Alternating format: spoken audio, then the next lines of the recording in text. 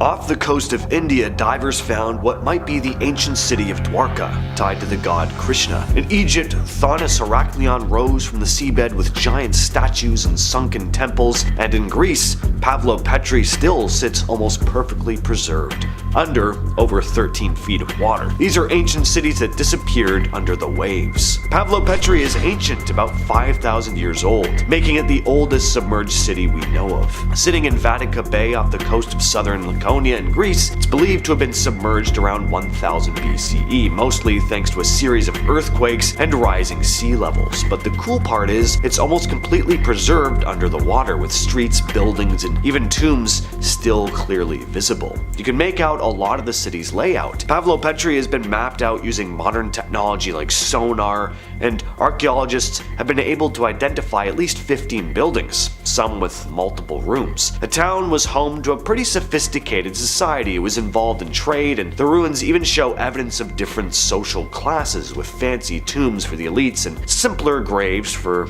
all the regular folks. Pavlo Petri's history goes back even further than we first thought, too. Originally, it was thought to be from the Mycenaean period, around 1600 to 1100 BCE, but later studies pushed it to around 3500 BCE. After being submerged, it's been left mostly undisturbed. It's one of the most well-preserved ancient cities that we know of. At one time, Thonis-Heracleion was one of Egypt's most important port cities, found at the mouth of the Nile Delta. It was a major hub for trade and religion, and a link between Egypt and the Mediterranean. It was also home to some seriously impressive temples, including one dedicated to the god Amun. But by the 8th century, the city had disappeared. The exact reasons why it sank are still up for debate, but it's clear that the city was lost to the sea. Eventually, it became a bit of a myth. But then in 2000, an underwater archaeologist named Frank Gaudio came across something while searching for the lost city of Alexandria. What he found were these massive statues, ancient ships, and sunken temples. The city had been buried under about 10 meters of water, perfectly preserved. It was the lost city of Thonis-Heracleion, and ever since, there have been more excavations revealing more of the city's layout. There are streets, docks, and residential areas. This place was also a center of culture and religion. The artifacts discovered there, including a giant stone relief of a pharaoh and a huge statue of the god Hapi, show how important this place was in its prime. Off the coast of Gujarat in India, divers started exploring near modern-day Dwarka in 1983. The project was run by India's National Institute of Oceanography. What they found underwater were massive stone blocks, walls, and what looked like sections of a city grid. Some of the ruins were sitting about 30 feet below the surface. The layout looked intentional. There were right angles, straight lines, even areas that looked like they might have been docks or buildings. This matched up with the stories from ancient Indian texts that talked about a city called Dwarka, said to be ruled by the god Krishna. Now, according to the text, the city was built on the coast and was later swallowed by the sea. That sounded like a myth for a long time, until the underwater ruins turned up. Carbon dating and other tests on pottery and construction materials found that the site showed that some parts of it could be more than 3,000 years old. Some Indian archaeologists think this could actually be the original Dwarka mentioned in the Mahabharata. Back in the late 1600s, Port Royal was one of the biggest and wildest cities in the Caribbean. It was a major hub for trade, but it was also known for its pirates, its brothels and bars. Some called it the wickedest city on earth. It sat right at the mouth of Kingston Harbor, and at its peak, it had thousands of people and dozens of ships coming in and out regularly. But then on June 7th of 1692, a massive earthquake hit. The ground basically liquefied under the city, buildings collapsed, and in minutes, about 2/3 of Port Royal sank straight into the sea. Over 2,000 people died, and what was left was later hit by fires and hurricanes. After that, the city just never really recovered. In the 50s and again in the 80s, underwater archaeologists started exploring the sunken part of Port Royal, found streets, foundations, even some personal items like dishes and tools and weapons, still sitting where people left them when the quake hit. Shi Chang, also called the Lion City, wasn't lost in some freak disaster or anything. It was sunk on purpose. In 1959, the Chinese government flooded the area to make way for the Shi Chang River hydroelectric project. The city, which had been sitting there for over 1,300 years, ended up at the bottom of what's now Qingdao Lake, about 40 meters underwater. The city is still mostly intact though. You've got these ornate carvings, stonework, arches, and roads that haven't really eroded like you'd expect. Divers exploring the ruins found walls, towers, and gates that date back to the Ming and Qing dynasties. Shi Chang wasn't a small town either. It played a big role in the region's politics and economy at the time. Because the water's cold though, and low in oxygen, decay has been super slow. Today, the place is basically a time capsule. Not many people know about it unless they're into diving or Chinese history, but it's one of the most well-preserved underwater cities on the planet. If you're into shipwrecks, the Black Sea is like an underwater treasure chest. In 2015, a team of researchers made one of the most incredible finds in the region, an ancient Greek shipwreck, over 2,000 years old. What's amazing about these shipwrecks is how well preserved they often are. Because the Black Sea has a layer of anoxic, oxygen-free water deep down, anything that sinks below this layer doesn't really rot. It's like a giant underwater freezer. The wrecks, including the famous Greek merchant ship, are almost perfectly preserved. The shipwreck, discovered in 2015, was found at about 2,000 meters or around 6,561 feet deep, and it was in incredible condition. The hull, the timbers, even the steering mechanism were all there. It was a huge discovery, being that it's so rare to find ancient wrecks in such good shape. This isn't the first or last wreck discovered here. There are dozens more, stretching back to the time of the ancient Greeks and Romans. The biggest question on everyone's mind now is what other surprises are sitting deep in the depths of the Black Sea? Could there be other sunken cities or undiscovered shipwrecks hiding down there? Well, the more researchers dive into the Black Sea, the more they find we've only scratched the surface. Now, this one's got a real mystery vibe about it. The Cave of the Swimmers, found in Egypt's Sahara Desert, doesn't seem like something that should be on this list. I mean, we are talking about underwater discoveries, but hear me out. Inside this cave, you'll find a series of ancient paintings on the walls, and some of them seem to depict people swimming. Something that doesn't quite add up. Why would ancient cave paintings show people swimming in the middle of the desert? I'm sure the Sahara hasn't always been a desert, but it has been for about 2 to 3 million years. These paintings, though, are only estimated to be around 10,000 years old, but they seem to show people swimming. So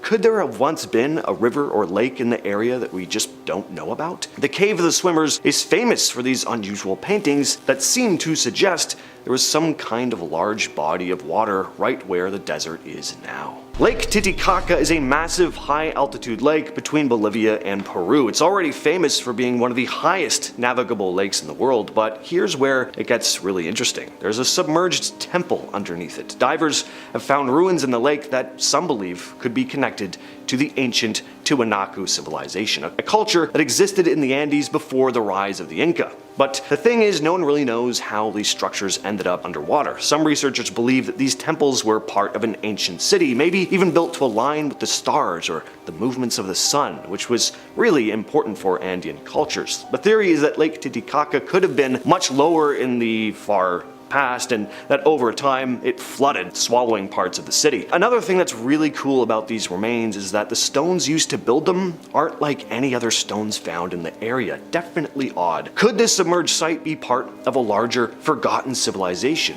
Divers are still trying to map out just how far this site extends beneath the water. Now, this one's really out there. Lake Baikal in Siberia is not only one of the oldest and deepest lakes in the world, but it's also a place where people claim to have found signs of an underwater alien base. The story goes that divers in the lake have reported seeing strange geometric shapes and metallic objects deep underwater. Some have even said they've seen alien beings. Some of these objects allegedly seem a little too perfectly shaped to be natural, and there are rumors that these objects could be remnants of a super advanced civilization, possibly even extraterrestrial, or that there's a currently existing alien base deep under the water. There have been reports of mysterious structures and strange energy fields being detected deep under the lake. Of course, it's said that these reports have been leaked by whistleblowers who have been told to stay quiet. What's really going on here? Are there just odd but natural rock formations, or is there something stranger going on? Lake Baikal is remote and deep enough that it could make for a pretty good place for a group of alien researchers to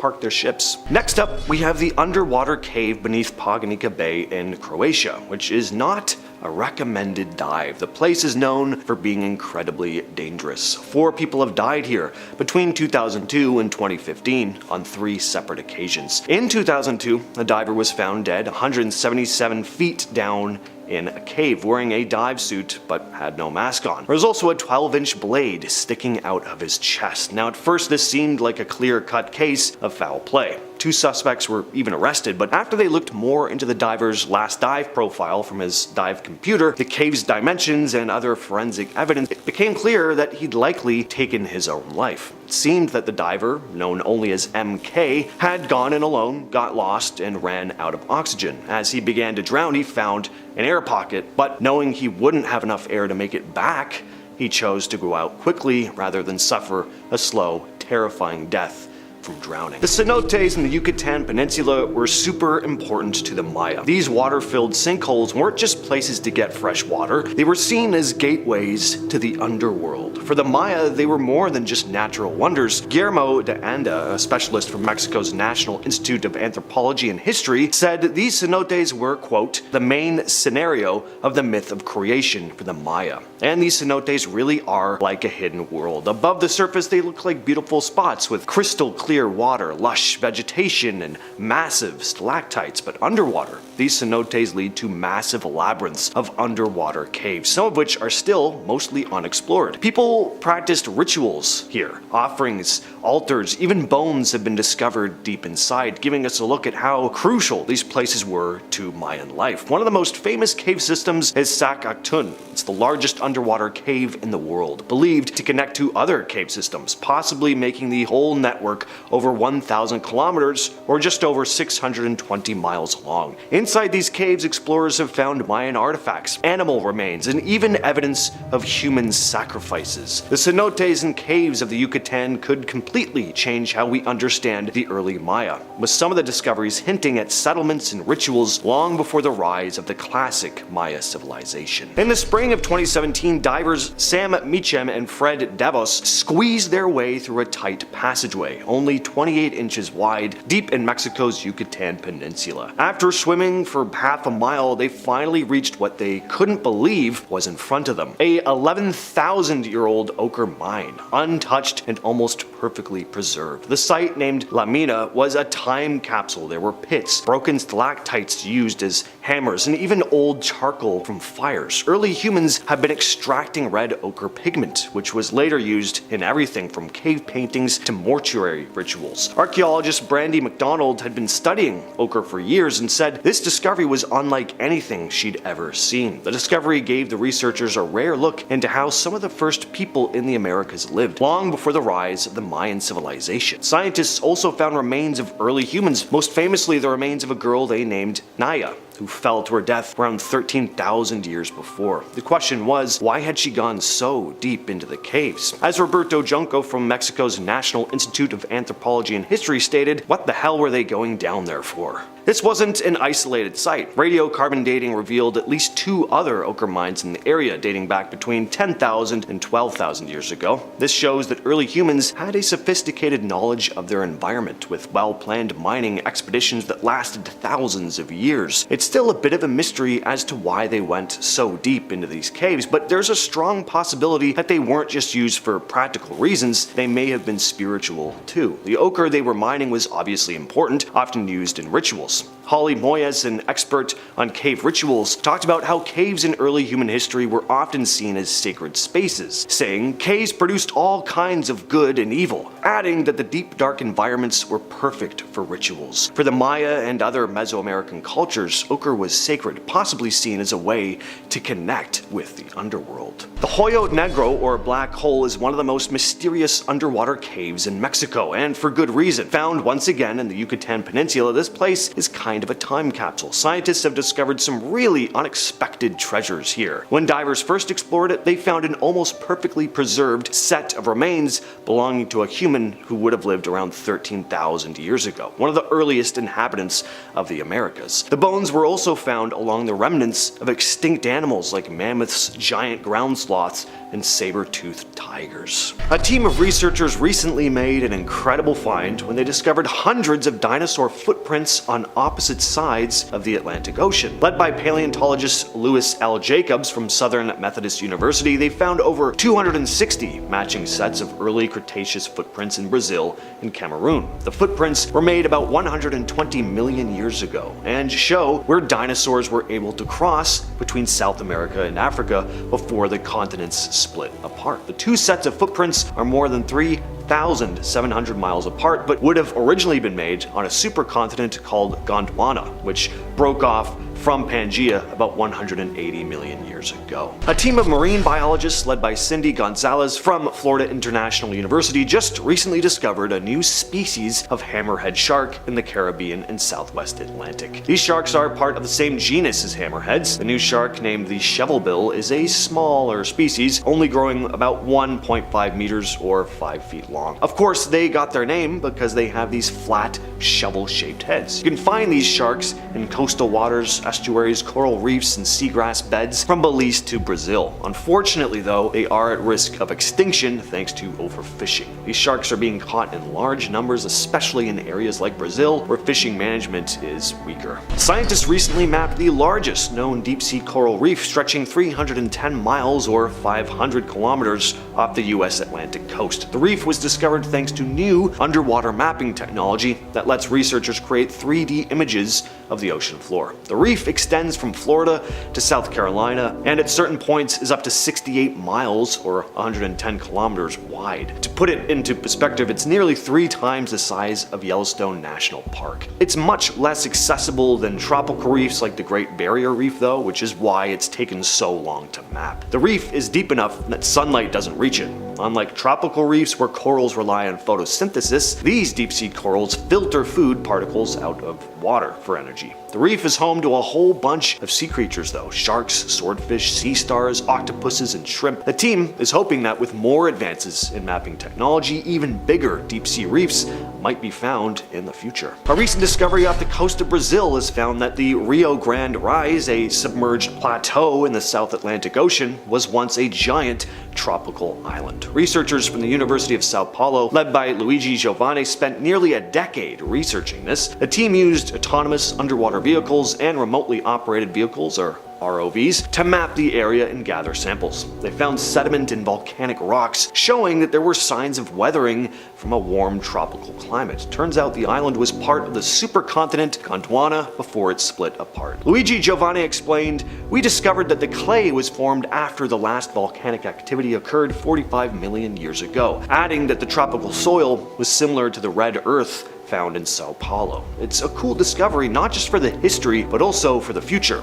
The area is full of minerals like cobalt, nickel, and lithium, which could be used for renewable energy. Back in 2023, researchers discovered a new species in the Antarctic Ocean, officially called the Antarctic strawberry feather star. It's got a cute name, but it's far from cute. Sorta looks like a jellyfish, but not the glowing, majestic ones you usually think of. Instead, it's mostly just tentacles. Again, looks a bit like an alien facehugger, and some of those tentacles have tiny claws at the ends. These creatures can grow up to 8 inches long, which might not sound huge, but 8 inches of this? No thanks. While on an aerial survey off the coast of Nantucket, scientists Orla O'Brien and her colleague were on the lookout for right whales, fin whales, and humpbacks. But O'Brien spotted one whale that seemed out of place. The whale had no dorsal fin, similar to a right whale, but its skin didn't match. Now, after getting a better look, O'Brien realized she was looking at a gray whale, a species that's been extinct in the Atlantic since the 17th century. O'Brien turned to her partners saying, quote, "I don't even want to say it. I don't even want to say what I think this is out loud because I don't think you're going to believe me." The two were in complete shock. How did this whale end up in the Atlantic? Well, O'Brien figures it probably came from the Pacific population, explaining that climate change is opening up pathways that used to be blocked by ice. But O'Brien also said it's unlikely likely gray whales will return to the Atlantic permanently anytime soon, calling the sighting a quote, once-in-a-lifetime experience. 66 million years ago, something massive slammed into the Earth, changing the planet forever. The event left behind evidence that stayed hidden deep under the Atlantic Ocean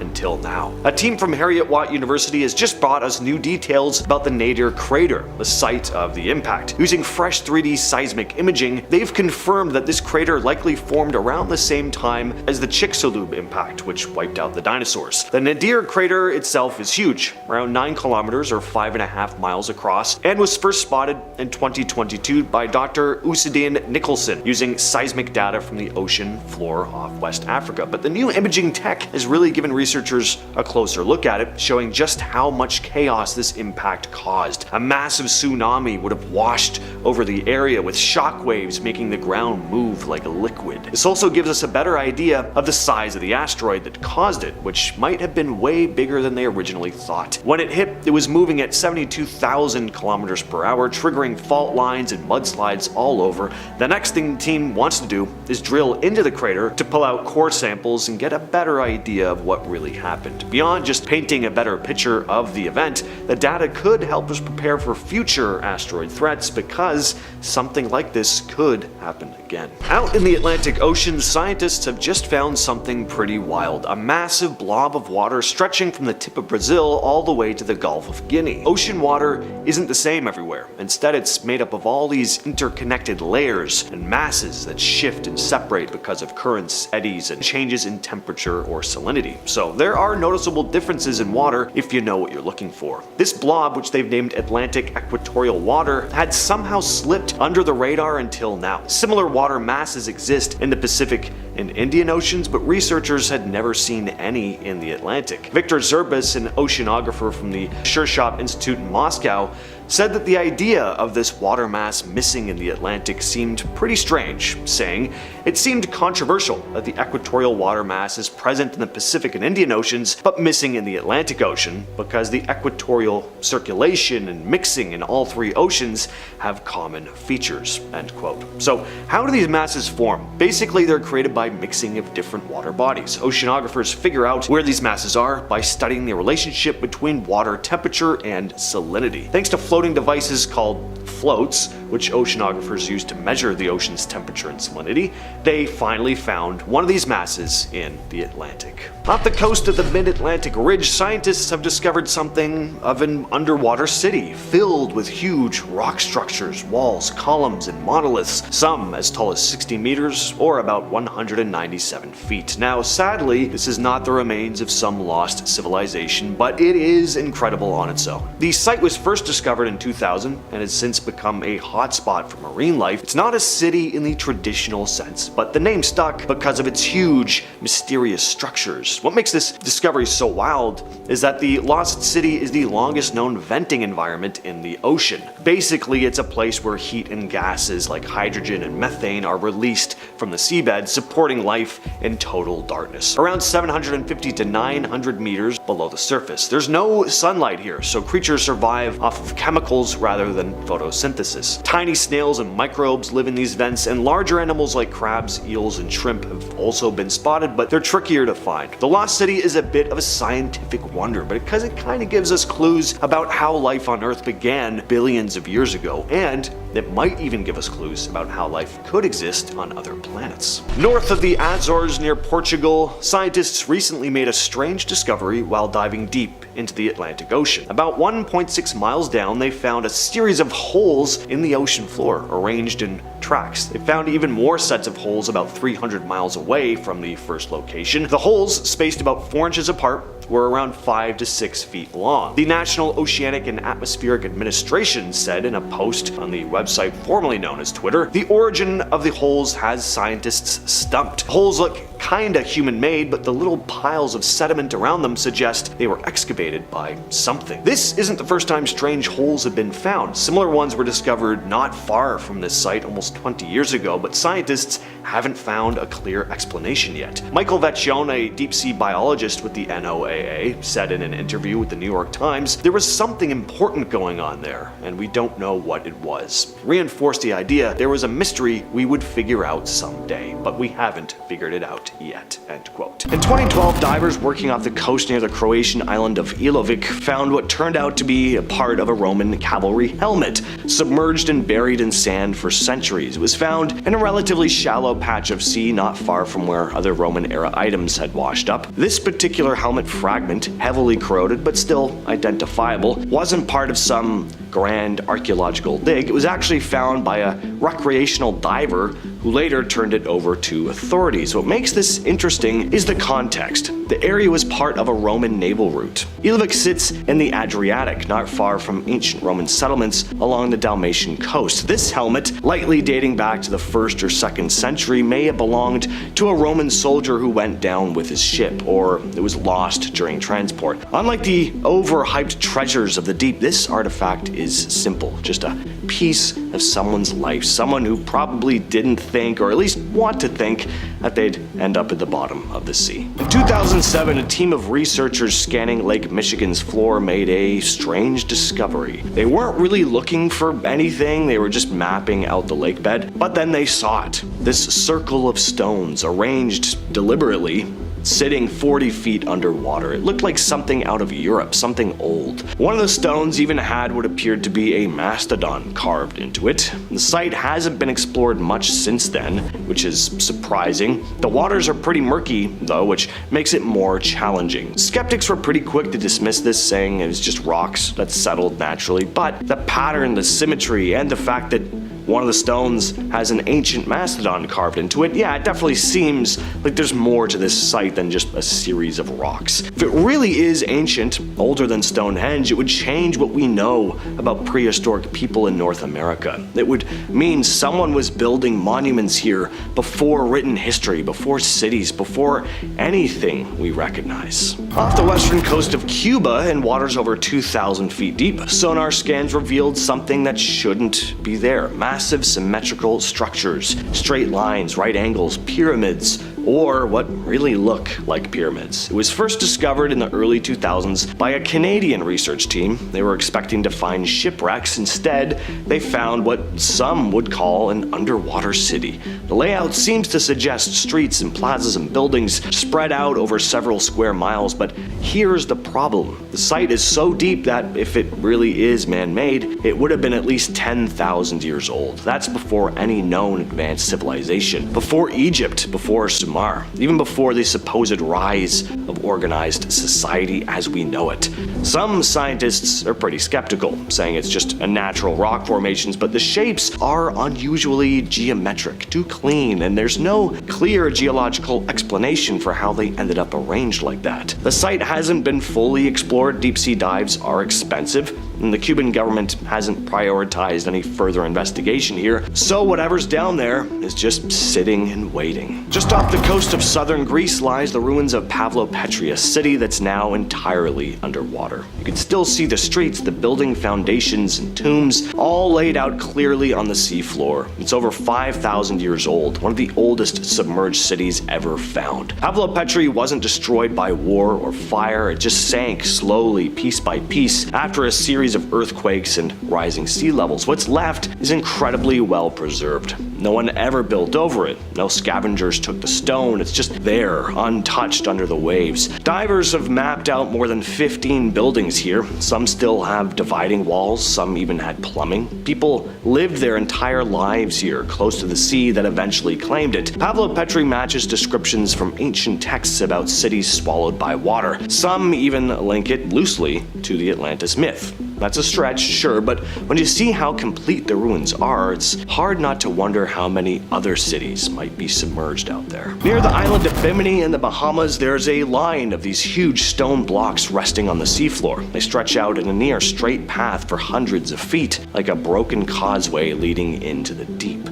Some call it Bimini Road, others say it's part of something much older. The stones look placed, not random. Each one is rectangular, some over 10 feet long, and they fit together in a way that doesn't seem natural. Divers first found them in the 1960s, and ever since people have been arguing about what they are. Geologists say it's just a natural formation caused by erosion and fracturing, but the layout does feel deliberate. Some believe it's a remnant of an ancient harbor, or again, maybe even part of the lost city of Atlantis. And that's not just because it looks like the remains of a part of a city that's now underwater. See, Bimini Road sits very near where a supposed clairvoyant predicted that Atlantis would be found, a man named Edgar Cayce, who died in 1945. So that little detail has just helped fuel the rumors. But was Bimini Road actually a road, or does it just really happen to look like one? Perhaps.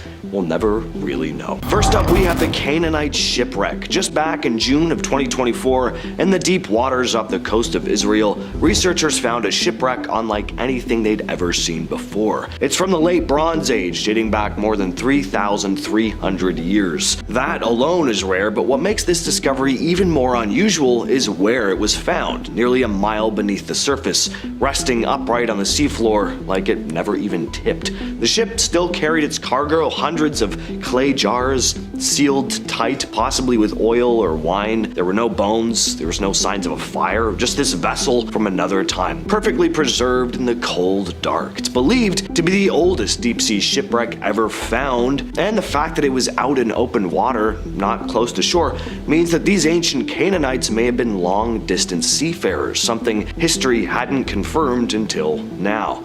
The site feels untouched, almost too untouched. For how long this ship's been sitting down there, it's in pretty good condition.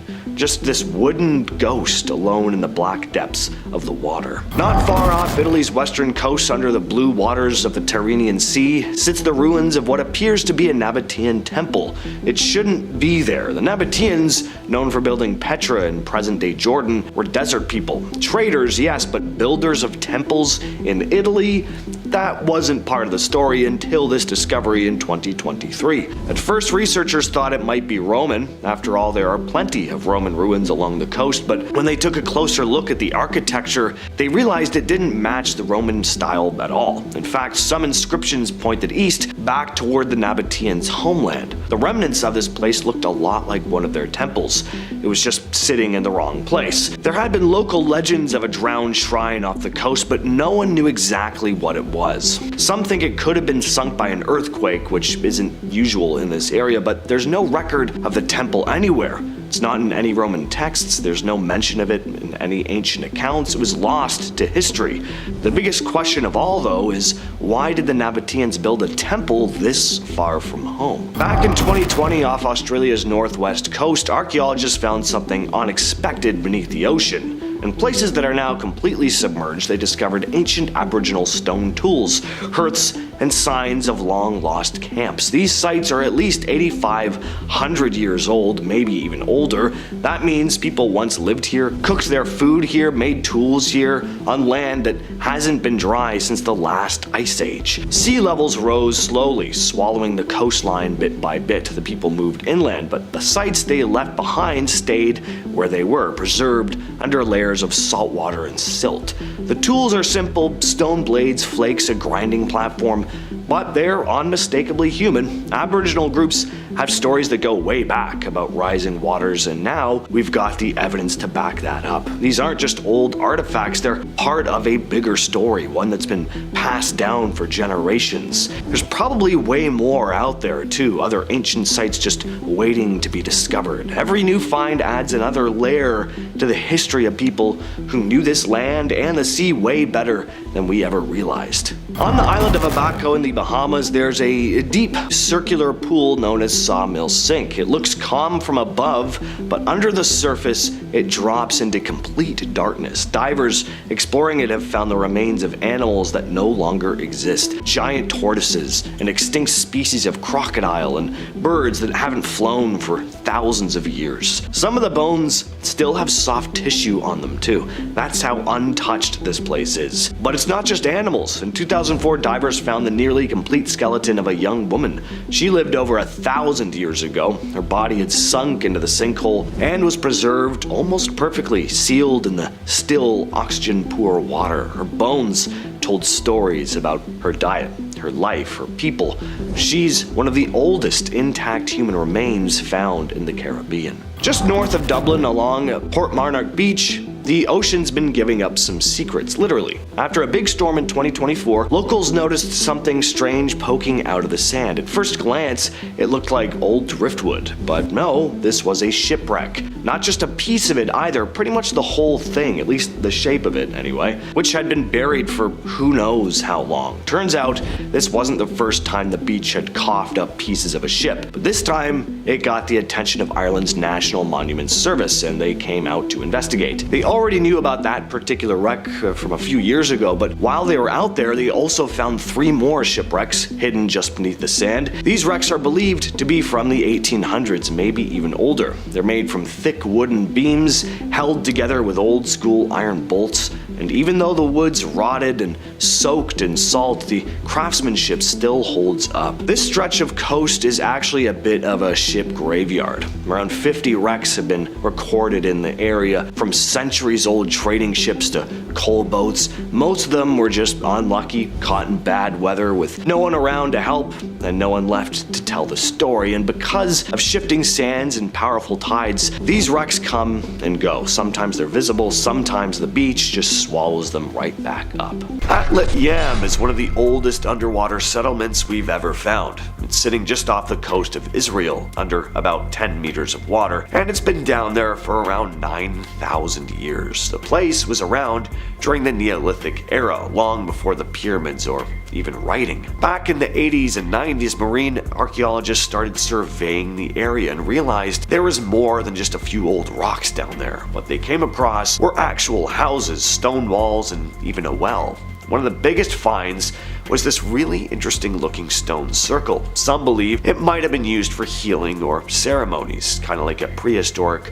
underwater Stonehenge. They also found human skeletons, tools, and signs that people here knew how to farm, fish, and live in permanent settlements. One of the stranger discoveries were traces of tuberculosis in the remains, making this one of the oldest known cases of that disease. As for why this city ended up underwater, most experts think a massive tsunami hit, triggered by a volcano or a landslide. The timing does line up with a major collapse of the continental shelf in the Mediterranean. Canopus was an ancient Egyptian city near Alexandria. It was a pretty important place, a lot of trade went on here. It was also known for its temples, like one dedicated to Osiris. For a time, this city really flourished, maybe a little too well though, especially during Roman rule. It was rich and luxurious, and people really started embracing the excess. It was so over the top that writers like Seneca and Juvenal called it out for how debaucherous it was. Seneca was a Roman philosopher and advisor to Emperor Nero, and Juvenal was a poet who made a career out of calling out all the messed up stuff that went on in Roman society. But by the 2nd century BCE, things started to fall apart here. Earthquakes, rising sea levels, and tsunamis slowly sank the city. The eastern side of Canopus got swallowed by the sea, and the western part became the modern town of Abu Qir. It was nearly forgotten until 1933, when a British pilot spotted some ruins in the water. That led to some archaeological digs, but it wasn't until the 90s that underwater archaeologist Frank Gaudio and his team started uncovering the submerged city. What they found were columns, statues, and temples still sitting down there under the water. Dunwich used to be a decent-sized town on England's east coast. Back in the 11th and 12th centuries, it had busy docks, there were several churches, there was steady trade, and it had a relatively large population. It was a well-connected place, doing business with parts of Europe, and even had its own mint at one point. But starting in the 1200s, storms and coastal erosion started eating away at the land. A huge storm in 1286 wrecked the harbor, and over the next few hundred years, more storms and rising sea levels kept chipping away at what was left. So most of the original town is now underwater. Today there's only a small village on land, but Some will say that you could still hear the sound of church bells rising up from the water. Baiae was basically ancient Rome's party town. It sat on the coast of the Bay of Naples and was the place where the rich and powerful went to relax. And they did other stuff that can no longer be spoken of here on YouTube. Emperors like Nero and Hadrian had villas here, and the town was packed with bathhouses, temples, and fancy estates. It had natural hot springs as well, which made it a popular spot for Roman elites looking to soak and unwind. But there was a shady side to it as well. Some ancient writers described it as a place full of scandal and corruption and political plotting. It was kind of like Vegas for senators. The town eventually declined when the Roman Empire fell, and between volcanic activity and rising sea levels, a good chunk of the place ended up underwater.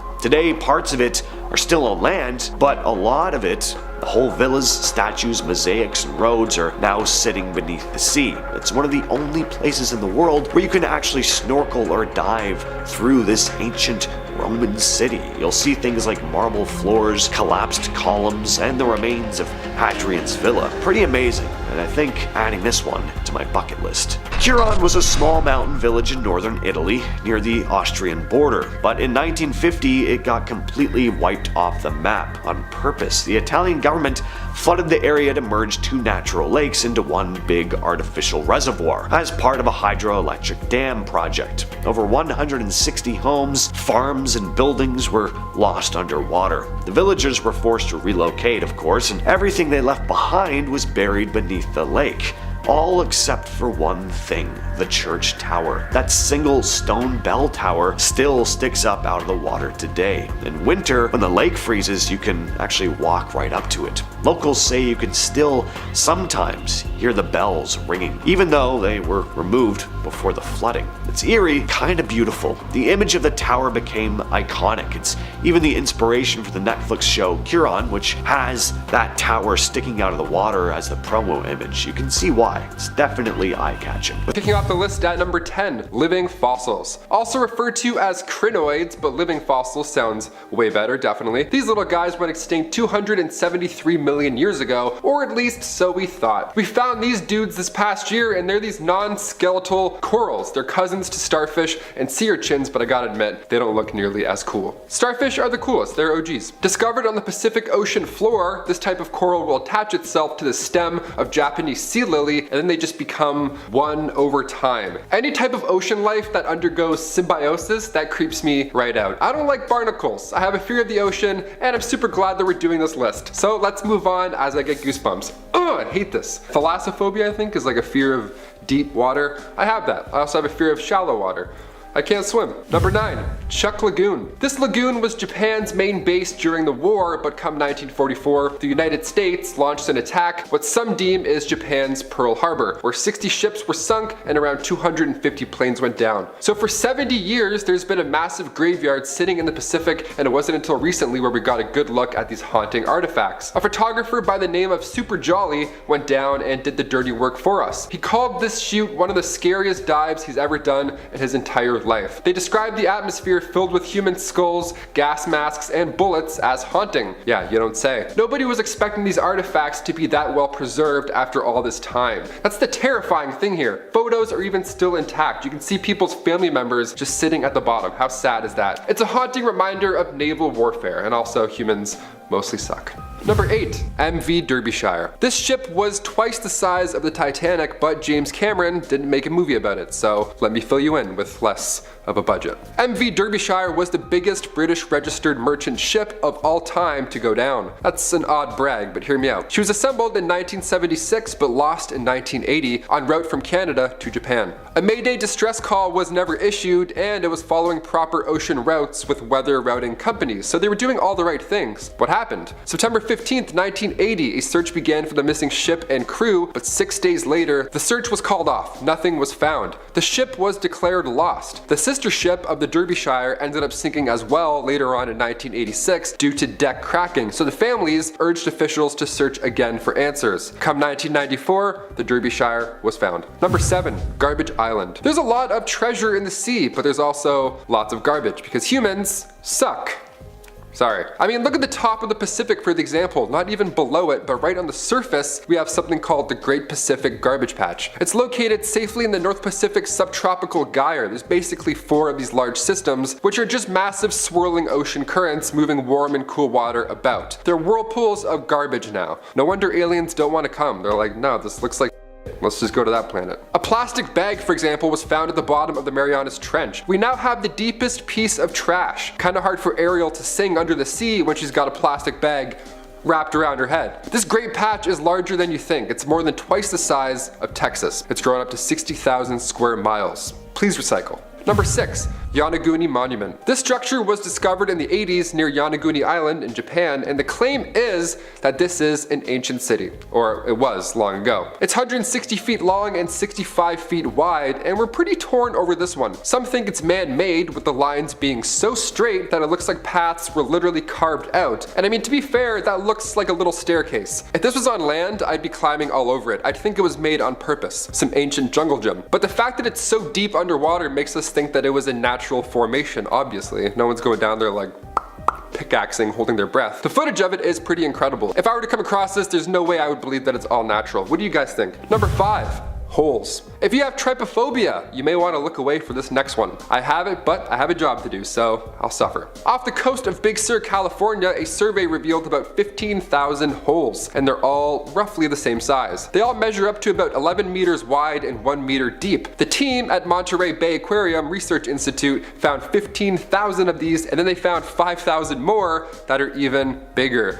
The little guys are micro depressions and the big ones are called pockmarks. Initially, scientists thought methane under the sea floor was coming out to say hello, and then they left a crater. Rovers went down there, tests were done, no methane. In fact, there hasn't even been any activity for 50,000 years. These craters are doing a pretty good job though when it comes to the ecosystem. Now there's deep sea creatures just living in them without paying rent. How rude. They even found a whale skull just laying in one. Imagine being a crab and coming home to that. Number 4. USS Nevada. Deemed the unsinkable ship, and for good reason, the USS Nevada was lost in 1948, and it wasn't until a year ago where she was seen again. Unsinkable ship that sunk. What's going on here? Well, during the 1941 surprise attack on Pearl Harbor, the USS Nevada was the only battleship to get away in one piece. But barely. They barely got away. It took years of repairs, but she finally returned to battle in 1944 to support the Normandy invasion. A year later, it assisted the invasions of Okinawa and Iwo Jima, and then 2 atomic bomb tests were performed, and then post-World War II, she was finally deemed too ancient for service. So the Navy used the USS Nevada as target practice, and it took 5 whole days and lots of power to finally sink it. A torpedo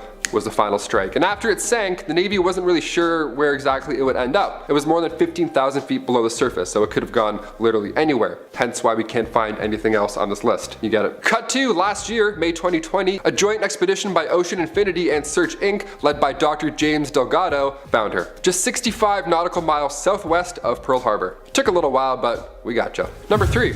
Amelia Earhart. Yeah, you heard me, Amelia Earhart. The first woman to fly across the Atlantic was well on her way to setting even more groundbreaking records, but her plane tragically disappeared somewhere over the Pacific in 1937. It's since been a great mystery where the final resting place of Amelia Earhart is, but we may have actually found her remains back in 1940 on the Pacific island of Nikumaroro. The initial examination of these remains were reported to be that of a man. That was the general idea in 1941, but come 2018, however, we now have a different idea. Science got better, our ideas got smarter. Researcher Richard Johns took another look at these lost remains, and since those days we've learned more about Amelia Earhart. Photos have surfaced since, so now he's comparing the bone measurements to her body type, and they're actually pretty sure that that's our missing aviator, and that we had her the whole time and we just didn't know. Number 2. The Dragon's Triangle. The Dragon's Triangle is located in the Pacific, obviously, as are most of these, and it's like the evil sister of the Bermuda Triangle, and just like that triangle, this one also takes the blame for disappearing ships and planes, and apparently UFOs are flying about. Of course. It's referred to as the Devil's Sea. These names are so scary sounding. Like, I don't know, change the names and maybe it won't be spooky anymore. Just an idea. There have been UFO sightings, magnetic anomalies, planes and ships vanish. In 1945, for example, a Mitsubishi A6M0 went missing and the pilot's distress call said the sky is opening up. Then they disappeared. 1955, a Japanese ship named the Shinyo Maru lost radio contact, and it didn't take long for the New York Times to coin the term the Devil's Sea. All these spooky triangles are ocean currents to blame, or is there something truly paranormal about the Devil's Triangle? Let us know in the comments down below. See Illuminati confirmed. And finally, number 1, crop circles. We'll finish this list off with a cute one, I guess. Although I'm arguing this is still pretty terrifying. Crop circles on the ocean floor. Aliens confirmed. They were first spotted back in 1995 off the southern coast of Japan, and for 16 years these things were blowing the minds of divers. Nobody knew where they were coming from. They would just be there one week and then gone the next. Tiny aliens or tiny pufferfish. That's right. In 2011, one of these dudes got caught in 4K, and it's one of the weirdest but most cute things I've ever seen. These male pufferfish, they try and lure in the ladies by making art. Yeah, some birds dance like crazy with their weird mouth looking wing things. Some fish make art. I don't know. Deal with it. Animals. The thing that baffles me, concerns me if anything, is that the pufferfish uses a shell, like he uses a tool to carve out his emotions. Check this out.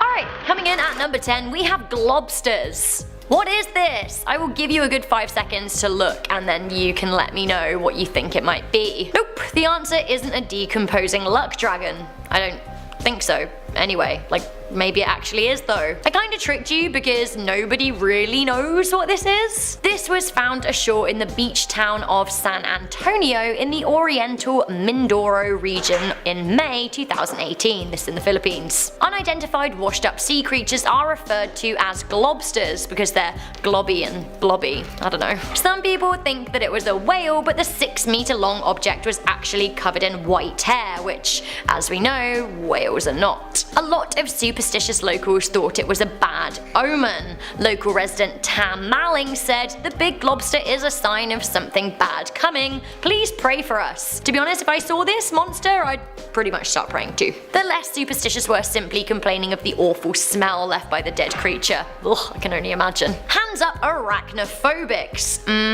I see you, I feel you. Maybe you might want to close your eyes at number 9 because we have sea spiders. Nope, nope, nope, nope, nope, nope, nope, nope, nope, nope, nope, nope. And a second helping of no. It seems that spiders aren't just a land thing. I thought the spiders of the sea were crabs, but I was wrong. This particular menace that has been accidentally dragged up from the ocean is the Southern Ocean giant sea spider, not to scale.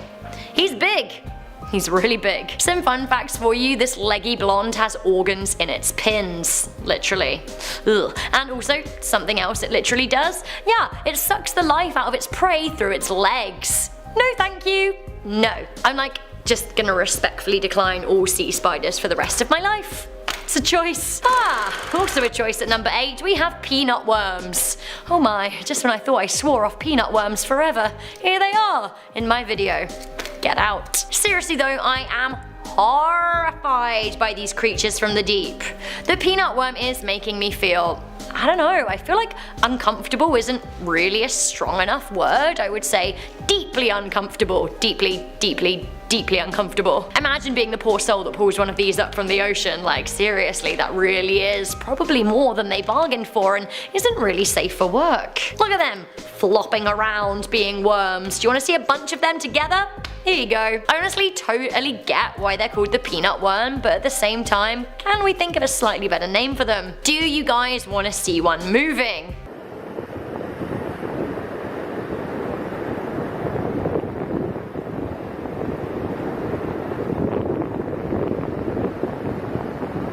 Right, not so bad, right? Okay, I'm absolutely not here for this. Coming into number 7, we have the pelican eel. No, thank you, no. Like, does he or does he not look like a demon alien from the planet Gulp? I'm really not here for an eel in general, but a pelican eel? Ugh. This here chappy bob is a deep sea fish rarely seen by humans, but is sometimes hauled up by deep sea fishing efforts. Imagine bringing one of these to the surface, like ah. Some facts you need to know about this sea beastie. The last one you're actually gonna love. Firstly, it likes to whip its tail back and forth. Secondly, it can glow pink and red if it wants to. And thirdly, do you know what? I don't even really know how to explain it to you, so maybe I'm just gonna show it to you. Wait, what?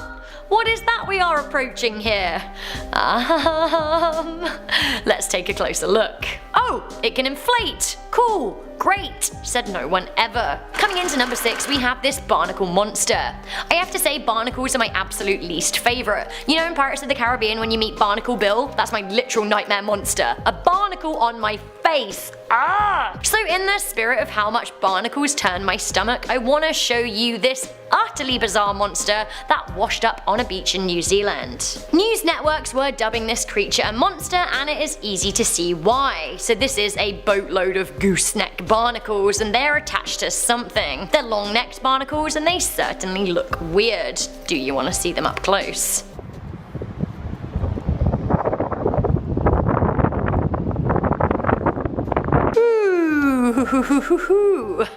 Okay, so we know the explanation. It doesn't mean the thing that washed up wasn't any less scary because bleh. Coming into number 5, we have the lamprey. No! I'm running out of ways to say no. I guess there is only one way, and no. You may have seen images of lampreys floating around the internet. They make for shock thumbnails, but actually, these fanged demons are no clickbait. They're very, very real nasties of the ocean. They're primitive eel-like fish from the North Atlantic and the Baltic. Sadly though, they have actually invaded the Great Lakes of the United States and Canada.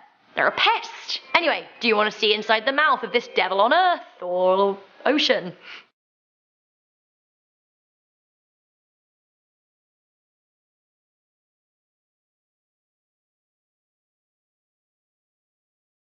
Yep, they are terrifying. Just as terrifying as the thumbnails, right? How do they eat? Well, they are parasitic and they bore into flesh of their prey, sucking their blood dry. Brilliant! Ho-ho! Coming into number 4, we have the anglerfish. Nope. Do you want to see a lovely picture to brighten up your day? Of course you do! Let me show you. Wait, what? No! That happy fisherman has dragged up an anglerfish from the ocean, and these are, gross, right? Horrifying. Do you want to see what it looks like when it hasn't been bested by a pesky human? You got it. Here it is. And another. Lovely! That is a female. But do you want to know what happens with the males? Do you want to know how they breed? Basically, the males are much smaller and they're parasites. They attach themselves to the back of the female and then they impregnate her without her noticing. Aha! Once he is attached to her, he basically dissolves into her body. Nature! Ain't it beautiful? Back with the unexplainable at number 3, we have the Montauk Monster and the Brooklyn Bridge Monster, because they might actually be the same type of dead thing. A grotesque dead animal washed up on the shore in Montauk in the American state of New York in 2008. Now the monster looked kind of like a cooked dog with a beak.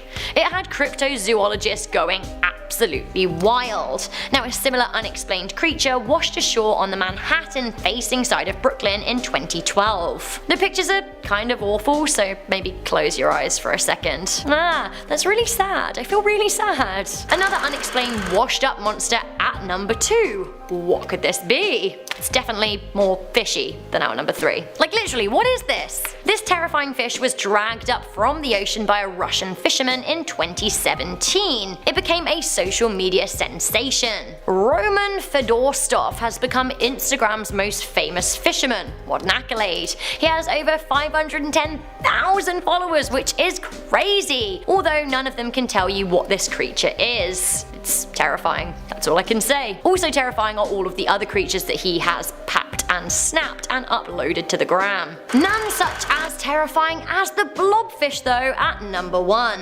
Mr. Blobfish, he scares me, but actually, I think I love him. Look at his repugnant, creepy face, but yet there really is something weirdly cute about it, and I think that's what scares me the most. These are a deep sea fish that live off the waters of Australia, Tasmania, and New Zealand. To me, the blobfish kind of looks like a bladder personified. It looks like it acts. Basically, it floats around with little energy and effort, swallowing things that pass by. It's like the Mondays of the ocean. He just looks really glum.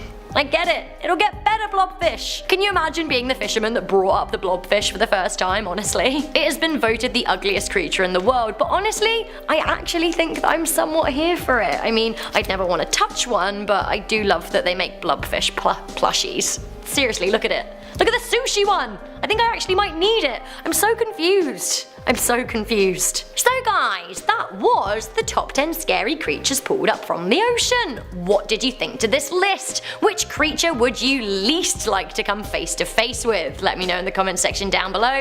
And also don't forget to let me know if you're pro ocean or no ocean, or if you've never seen it. Starting off this list, in our number 10 spot we have the comb sea star. These guys may appear to be like sweet little Peach from Finding Nemo, but they most definitely are way more terrifying and dangerous. Also sometimes referred to as the sand sifting star, these guys are a sea star that is the most widespread in their genus, which is found throughout the Indo-Pacific region. These guys are bottom dwellers, which usually means if you're coming into contact with one, it's likely accidental, so it's super important to be on the lookout for them. These guys have spines on them, which can obviously cause injury to the skin, and their venom is in a gelatinous form around the spiny areas. The venom they possess is a powerful neurotoxin called tetrodotoxin, and since it's the most well-known of all of the marine toxins, it will definitely be one we talk about again today. This neurotoxin is a sodium channel blocker, which means that it prevents the nervous system from carrying messages, which then translates to your muscles being prevented from contracting in response to nervous stimulation. If a lethal dose of this toxin has been ingested, symptoms will likely be present within 17 minutes, and they include things like gastrointestinal symptoms, sweating, headache, tremor, paralysis, and eventual death. This is all to say, although these guys might look relatively harmless, those spikes are scarier than any of us might have thought. In our number 9 spot today we have pufferfish. These are a fish that isn't necessarily a major threat to you if you're casually swimming on by, but because they're considered a culinary delicacy, their toxicity gets a little bit more dicey if you aren't quite sure what you're doing. If prepared incorrectly, the ingestion of pufferfish can be lethal because they contain the same powerful neurotoxin, tetrodotoxin, and some certain puffers also contain saxitoxin, which is another powerful neurotoxin. This one is also a sodium channel blocker, and it acts on voltage-gated sodium channels of neurons, which then prevents normal cellular function, which then leads to paralysis. When a lethal dose of pufferfish has been ingested, first the tongue and lips will become numb, which will then be followed by dizziness and vomiting, with the whole body slowly going numb. Eventually the toxin will paralyze the diaphragm, which will stop the person who has ingested it from breathing. If someone lives longer than 24 hours after ingestion, it is likely that they will survive, although coma might last still for several days. While the exact source of where pufferfish get their toxin has been long debated, at the moment the most widely accepted answer is that it is coming from a bacteria that exists in their intestinal tract. In our number 8 spot today we have the yellow boxfish. These guys are a species of boxfish that can be found in the reefs throughout the Pacific Ocean and the Indian Ocean, as well as the southeastern Atlantic Ocean, and to be honest, they aren't necessarily the most poisonous fish on this list, but its method of poisoning can be a cause for concern. When threatened or even just stressed out, these guys release their poison, tetrodotoxin, which we all know about, but the release is less than strategic. There's essentially no aim and they just shoot it out, swim away, and hope for the best. This is kind of hilarious in theory, but unfortunately this causes a lot of accidental poisonings to both human and other fish alike. In our number 7 spot today we have water hemlock. Water hemlock is a genus of 4 species of highly poisonous plants that like to grow in wet meadows, on the banks of streams, or really any wet and marshy area. Sometimes referred to as cowbane or poison parsnip, the members of this genus contain a toxin that is called sicutoxin. This causes central nervous system stimulatory effects like seizures. The toxin is present in all parts of this plant, however it is most concentrated in the roots of it. The ingestion of this plant can be fatal in humans, and there are actually reports in medical literature that document severe poisonings and death from water hemlock as far back as 1670. Although less common, poisoning can still occur through skin contact, so this plant is surely one that is best to stay away from entirely. In our number 6 spot today we have the flower urchin. These guys are a widespread and commonly encountered species of sea urchin from the Indo-West Pacific. They like to make their homes in coral reef and seagrass beds or rocky and sandy environments. The toxins within the flower urchin are called contractin A, which is found to interfere with the transmission of signals at nerve endings and also causes red blood cells to clump, and the other is a protein toxin called petotoxin, which can cause muscle relaxation, sedation, and anesthetic coma, and at high doses can cause convulsions and death. These urchins don't have spines or spikes to deliver their venom, and instead it is done through what is called globiferous pedicellari. These guys possess really powerful sensors, and when disturbed they snap shut and inject venom. The amount of venom is said to be directly related to their size, so if you happen to encounter one, I guess I hope it's a small one? I don't know. I just hope we can all steer clear of them entirely. In our number 5 spot today we have the button polyp. Also known as green sea mats, these guys are a zoanthid that can usually be found in the shallow reef zones of tropical regions spanning all the way from the Caribbean to southeastern Brazil, but these corals are also often recommended to new marine aquarium owners, but this isn't necessarily great because the health risks associated with owning one can often be underestimated. The most common form of poisoning from these guys is by eating contaminated seafood, but it can also come from direct contact with the skin, eyes, or by inhaling aerosols or steam vapor associated with them. These guys contain palytoxin, which is considered to be one of the most poisonous non-protein substances known, and it is extremely dangerous because it can affect every cell type in the body. Symptoms can range from flu-like symptoms to extreme severe ones, and unfortunately there's no known antidote for it, just general medical treatment and supportive care. In our number 4 spot today we have the xanthid crab. These are a family of crabs, sometimes known as gorilla crabs, mud crabs, or pebble crabs, but whatever you call them, they're highly poisonous and contain toxins that cannot be destroyed by cooking. The toxins they possess are similar to the tetrodotoxin and the saxitoxin that are seen in the pufferfish, and it is thought that they are also produced by a bacteria living in symbiosis with the crab. Many members of this crab family are brightly colored, as it is said to be a warning to potential predators of the poison that lurks inside of them.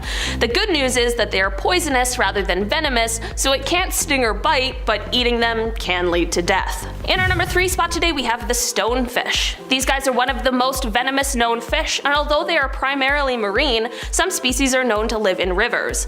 Most of these guys can be found in coral reefs near the tropical Pacific and Indian Oceans. The name of these fish comes from their camouflage color, which allows them to blend in with their surroundings, but unfortunately because they're so good at disguising themselves, swimmers may not notice or see them and then inadvertently step on them, which can cause a whole slew of issues. When a stonefish is disturbed, it will inject an amount of venom proportional to the amount of pressure it's feeling, and this venom is coming from the glands at the base of their needle-like dorsal fin. The sting of a stonefish is said to be extremely painful, and if left untreated, it certainly can be fatal. The poison within the venom that a stonefish possesses is a proteinaceous toxin called verrucotoxin. The symptoms of this poison include respiratory weakness, damage to the cardiovascular system, convulsions, and paralysis. Although there are many studies that have been done on this toxin, much about how it works and the exact mechanisms of it are not yet fully understood, which just places this already terrifying creature in a cloud of mystery. In our number 2 spot today we have stingrays. Stingrays are most common in coastal, tropical, and subtropical marine waters throughout the world, and they are a group of sea rays, which are a kind of fish that are actually related to sharks. There are a wide variety of stingrays, but most of them are not normally aggressive and usually only attack when provoked. Stingrays can have anywhere from 1 to 3 blades, and when contact with the spinal blade or blades is made, it causes immediate trauma to the area with a cut, swelling, and muscle cramps from the venom. The venom from a stingray contains the toxins cystatins and galactin. Galactin causes cell death in the victims, while the other one inhibits defense enzymes. This combination can lead to increased blood flow in the superficial capillaries and cell death. In our number 1 spot today we have the blue-ringed octopus. These creatures look absolutely stunning, but you should absolutely stay as far away as possible from them. Found in the waters of Australia and Japan, the blue-ringed octopus is just as dangerous as it is unbelievable. These guys can be identified by their yellowish skin that is spotted with rings of gorgeous blue and black that change colors dramatically when the animal feels threatened. Despite their relatively small size, these guys are one of the most venomous marine animals in the world. If provoked, they may bite you. The bite is said to be pretty painless, with many people not even realizing they've been bit until the respiratory depression and paralysis sets in. That's right, these are another creature that has venom locked and loaded with tetrodotoxin, but the blue-ringed octopus would put some of the other creatures on this list to shame. These guys are carrying enough venom to kill 26 adult humans within minutes. One thing I failed to mention about tetrodotoxin before is that, as of right now, there's no known antidote, so it's really a game of luck if you encounter one of these creatures. years. Sleep tight with that information. Starting off this countdown, we have David Fravor. David Fravor is a US Navy commander who spoke about some pretty terrifying things that he encountered underwater while working for the Navy. So according to him, twice while recovering spent practice munitions out of the water, he spotted a weird underwater object. The first time, he saw a dark mass underwater. He described it as being a big mass that was kind of circular. He said he was certain that it wasn't a submarine. For the second sighting, he was retrieving a practice torpedo when this same weird thing sucked it down into the depths of the ocean. The torpedo was never seen again. So what was this big mass that he was seeing? In our 9th spot, we have the naval report. After hearing David's interview, a 79-year-old woman contacted him. She said that her father was a naval officer, and when she was a child, her father showed her a telegram that stated that unidentified objects had been sighted going in and out of the water at one of their locations. The woman's father told her, and I quote, "We get these all the time, and it's always in the same area." But obviously, the Navy isn't going to release this information to the public. In our 8th spot today, we have the Sycamore Knoll. This is a weird underwater structure located close to Malibu. No one knows what it is, but it looks like a weird stadium-shaped structure, and it's located about 2,000 feet underwater. It's also massive. It's about 2.5 to 3 miles wide. It also has what appears to be pillars or columns supporting it up, and under there it looks like an entrance. One theory is that it's an underwater alien base. Crazy, I know. But a number of UFO sightings have been reported for years in that area. Some even claim to see UFOs landing in the waters in that exact area, and this was before the underwater structure was even discovered. Freaky, isn't it? What do you think it is though? Let me know in the comments below. In our 7th spot today, we have the unidentified object. Now, in case you were unaware, there's this whole theory that aliens live in underwater bases, and that's why a number of UFO sightings are by lakes, or people have seen these saucers rise up or into the lakes. Well, in 1970, biologist Ivan Sanderson published a book titled The Invisible Residence. In this book, he talked all about UFOs or USOs, unidentified submerged objects, aka UFOs that have been spotted going into the water or rising up out of it. According to this book, on April 19th, 1957, a crew member on board a Japanese fishing boat witnessed something very strange. He saw 2 metallic silvery objects descend from the sky and dive right down into the sea. He described them as being 10 meters long with no wings or anything. When the craft hit the water, it caused great waves and rocked their boat tremendously. So maybe the whole UFO, USO theory is true,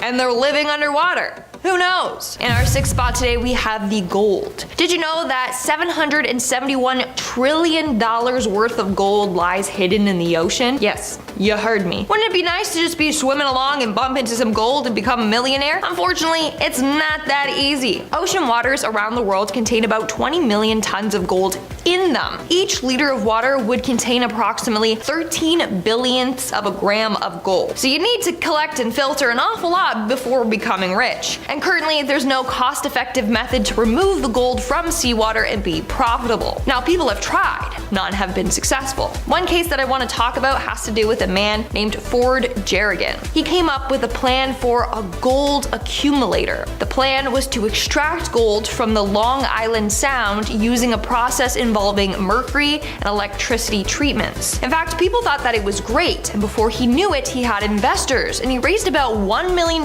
for this project. But in the end, he scammed them all and fled with the money. We are now at our 5th and halfway mark with the giant sea monster. Now, if you watched my video on Google Earth, then you already have seen me talk about this. If you haven't, then, well, Google Earth basically caught a giant sea beast on their satellite camera. It was spotted off the coast of Antarctica's Deception Island. And no one, even scientists, don't know what it is. It could just be a whale, but it's still unconfirmed. Theories range from it being an underwater UFO to a kraken or another sea beast that we have yet to discover. To be honest, to me, it looks like a massive squid, but what do you think it is? Let me know in the comments below. In our 4th spot, we have the UFO video. More UFOs. Now, this was a leaked video showing what appears to be a UFO diving into the ocean. The video was filmed in 2019 off the coast of San Diego. Eventually, people were demanding answers, so the Pentagon eventually came forward saying that the video was authentic and that they don't know what the object is in the video. In the video, the object flies across the screen before stopping exploding and slowly lowering itself into the water. Apparently, this was recorded by official Navy personnel. What do you think that could be? The Pentagon has no explanation for it yet. In our third spot today, we have the plastic. The amount of plastic currently in our oceans is disgusting. Currently, 5.25 trillion macro and micro pieces of plastic are in our ocean. There's 46,000 pieces in every square mile of the ocean. Every day, around 8 million pieces of plastic make their way into our oceans. And guess what?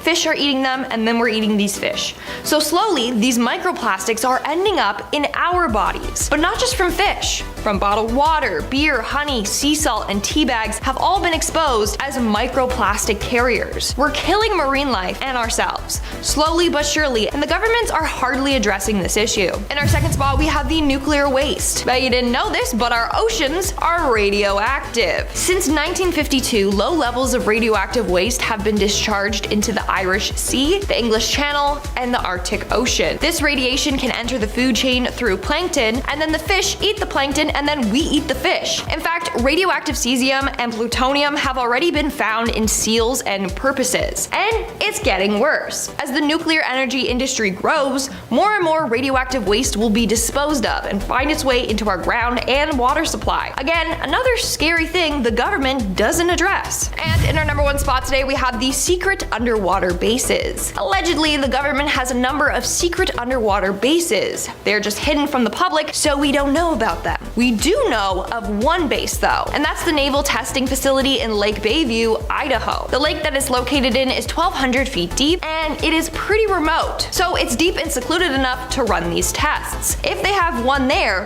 who's to say they don't have more? Starting off this countdown, we have the Solomon Island saucer. Over the years, there have been a number of UFO sightings near the Solomon Islands. Most witnesses experience the exact same thing. They see a UFO with strange lights rise out of the ocean and fly off into the sky.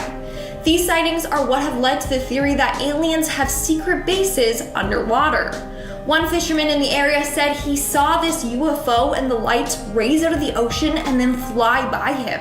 He said it got so close to him that he could feel the heat on him as it passed by. Not only that, but some people who have witnessed this ended up disappearing without a trace. So like, did the aliens come for them or something? Or what? Are they gonna come for me now? No thank you.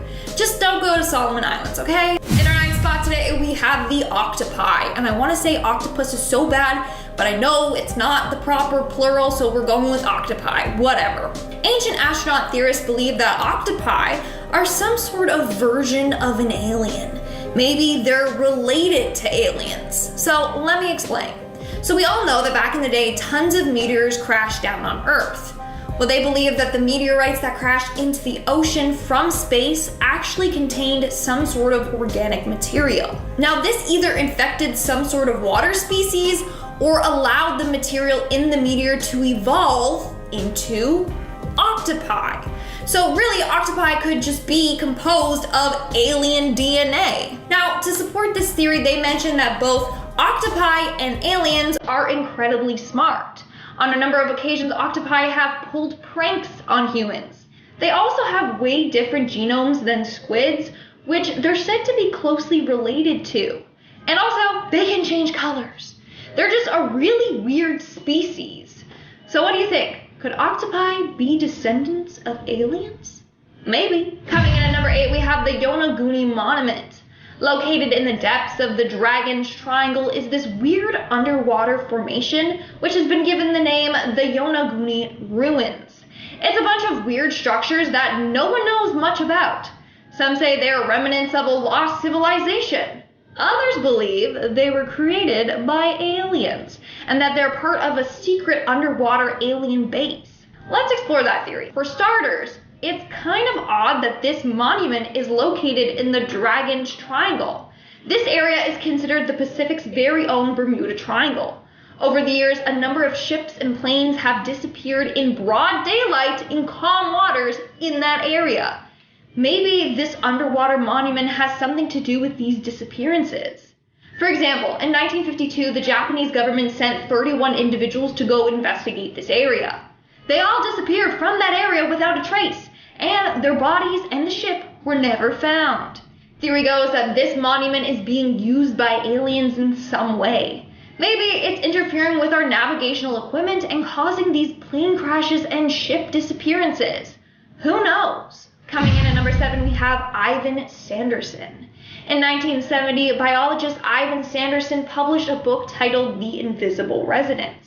In this book, he talked all about UFOs or USOs, unidentified submerged objects, aka UFOs that have been spotted going into the water or rising up out of it.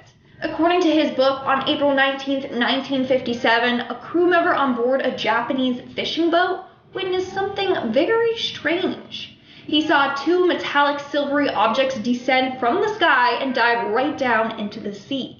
He described them as being 10 meters long with no wings or anything. When the craft hit the water, it caused great waves and rocked their boat. This could be more proof that aliens have secret bases in the ocean. Coming in at number 6, we have the leaked UFO video. A recent leaked video from 2019 shows a UFO diving into the ocean off the coast of San Diego. And guess what? The Pentagon confirmed this video to be authentic. So basically, in this video, you can see a dark spherical object flying over the ocean. It was picked up by an infrared camera at night. The object flies back and forth across the screen before stopping and slowly lowering itself into the water. Apparently, this video was recorded by official Navy personnel. Take a look at it and see for yourself.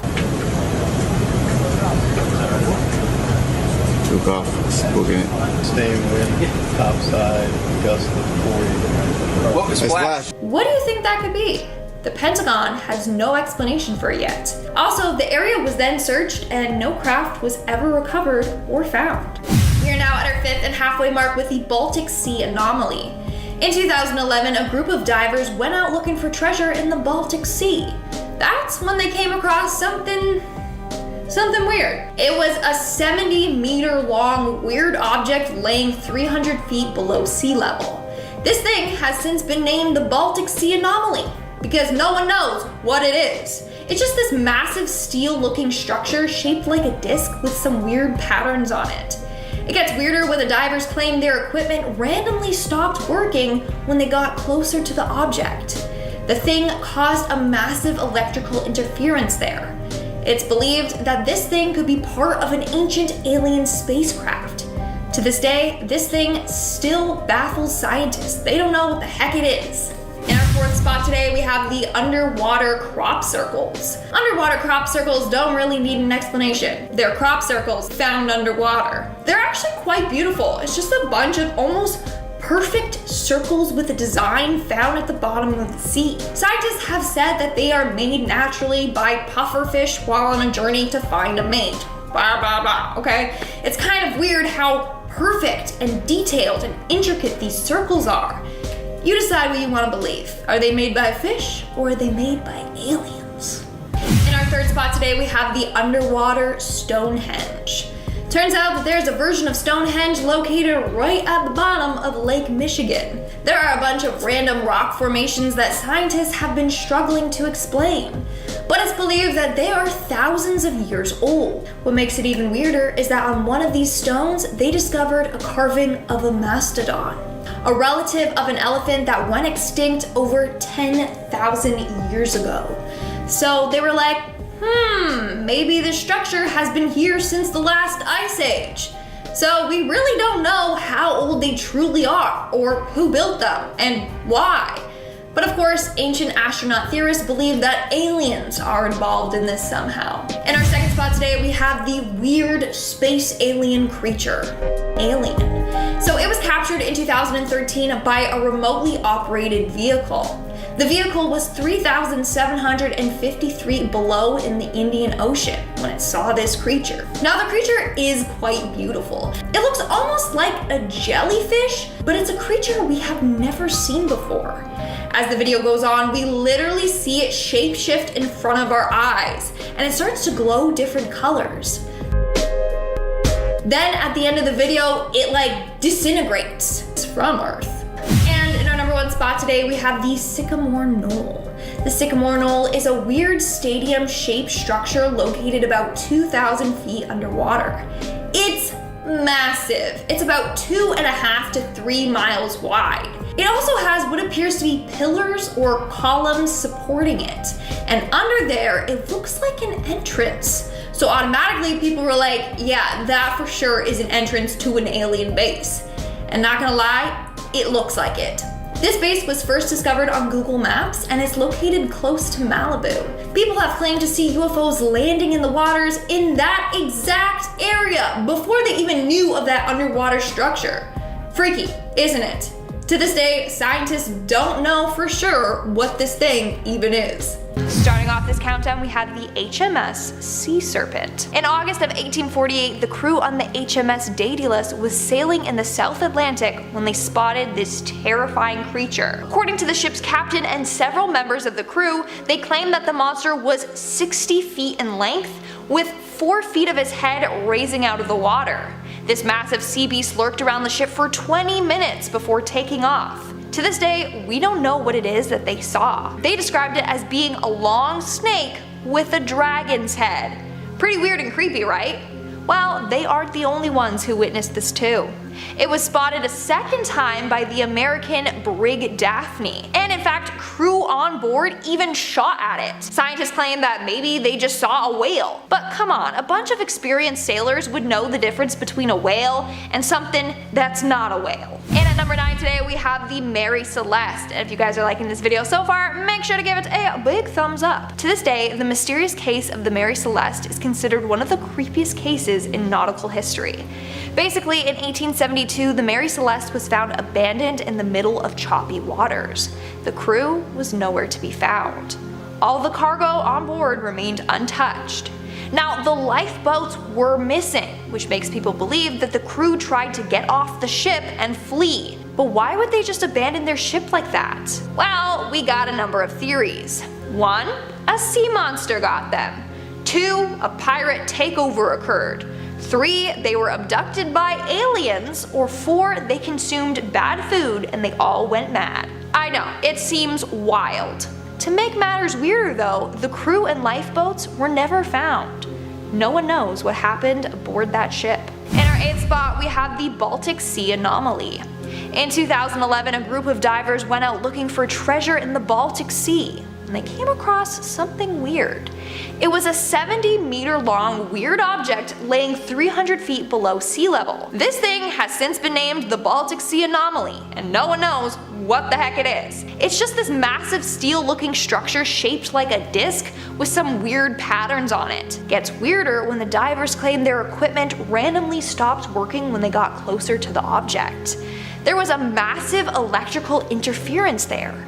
So what is this thing? Honestly, we don't know. But some people think it's a glacial deposit left from thawing glaciers. Or it's part of a UFO spacecraft from one extreme to another.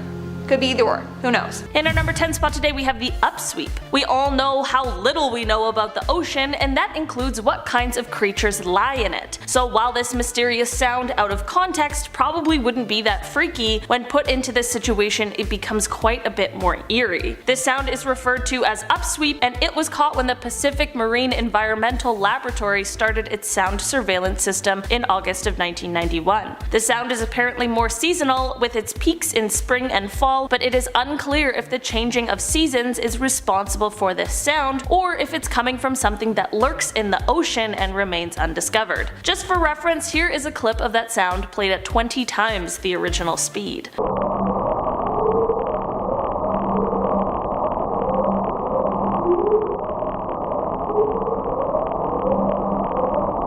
It is possible that this sound could be coming from underwater volcanic activity, but considering the fact that this has yet to be proven, I am here to ask the question, what if it's not? In our number 9 spot today, we have Bermeja. Bermeja was an island that could be found on many maps spanning from the 16th to the 20th century, but in a 1997 survey, the island could not be located. In an extensive 2009 study, it was concluded that the island that was once labeled as Bermeja just didn't exist, which left a whole host of questions. The island was supposed to be located just off of the north coast of the Yucatan Peninsula, which is particularly important because if it did exist, its location exploration would be integral to determining the boundaries for exploitation rights of oil in the Gulf of Mexico. So of course, when this island that's been included on many maps seemingly just doesn't exist anymore, people really began to speculate what could have happened. There are a few major theories with this one. The first is that the original observation of the island was incorrect, and then no one ever went to double check that this island existed. The next being that possible shifts in the geography of the ocean floor,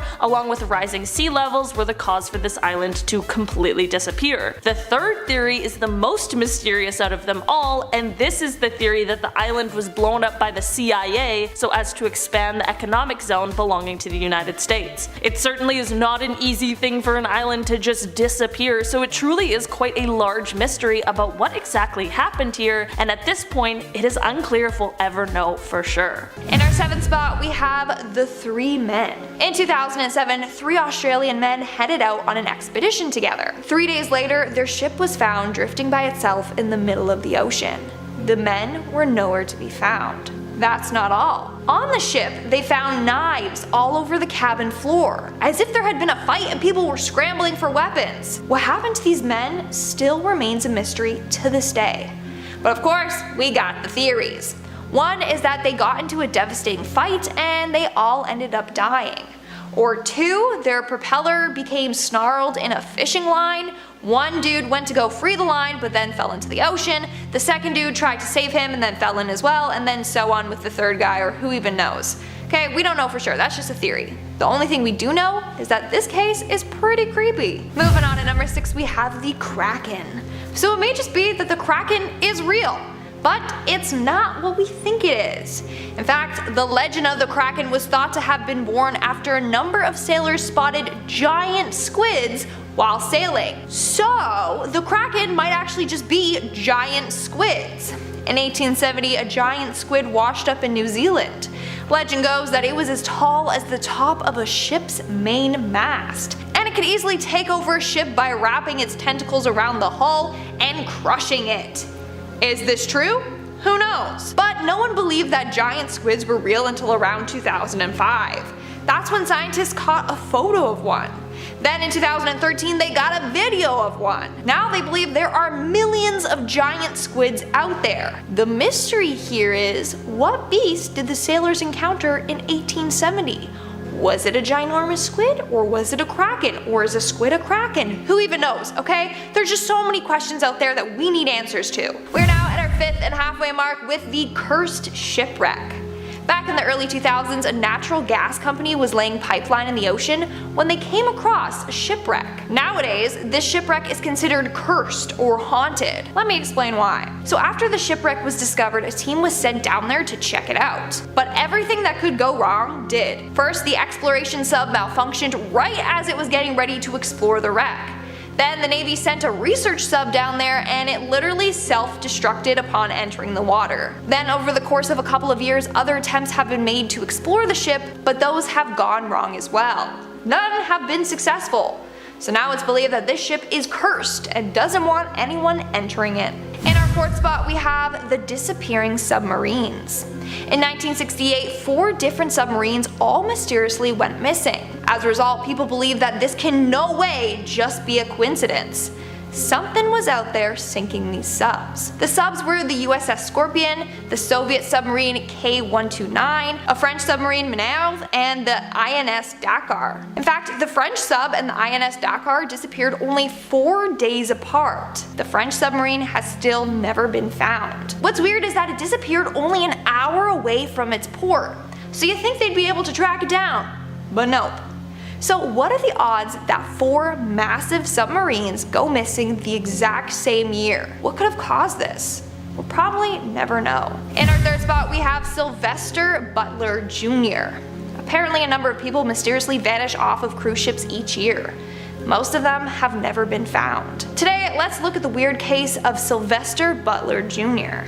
In May of 2017, Sylvester boarded a cruise ship headed to the Pacific Islands. While on board though, the crew noticed he was acting weird.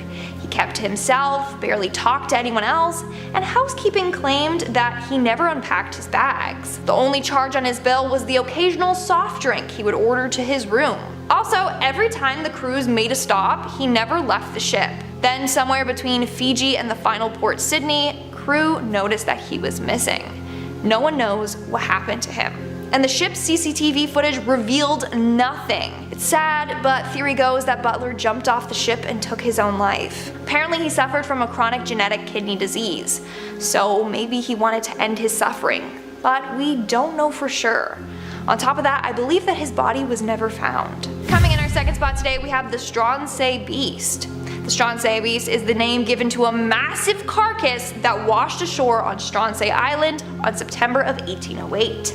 At first, people thought it was just the body of a shark, but this creature had paws instead of fins. So then people were hella confused. Not only that, but it was 55 feet long. But part of its tail was missing, so clearly this thing was even bigger than that. This beast was described as follows, and I quote, "Its flesh was described as being like coarse, ill-colored beef, entirely covered with fat and tallow, and without the least resemblance or affinity to fish. The skin, which was gray-colored and had an elastic texture, was said to be about 2 inches thick in parts." End quote.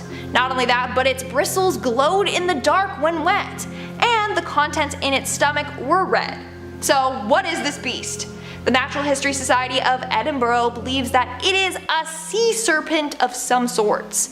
Maybe the Loch Ness Monster or its long-lost brother, who knows. And in our number 1 spot today, we have the Orang Medan. So this next mystery is pretty freaking creepy, I'm not gonna lie. It's gonna keep you up at night. So in 1947, 2 American ships received a distress call from the ship the Orang Medan. The SOS call was from a crew member that stated everyone on board the ship had died. Then all of a sudden, his SOS ended with his last message being, "I die."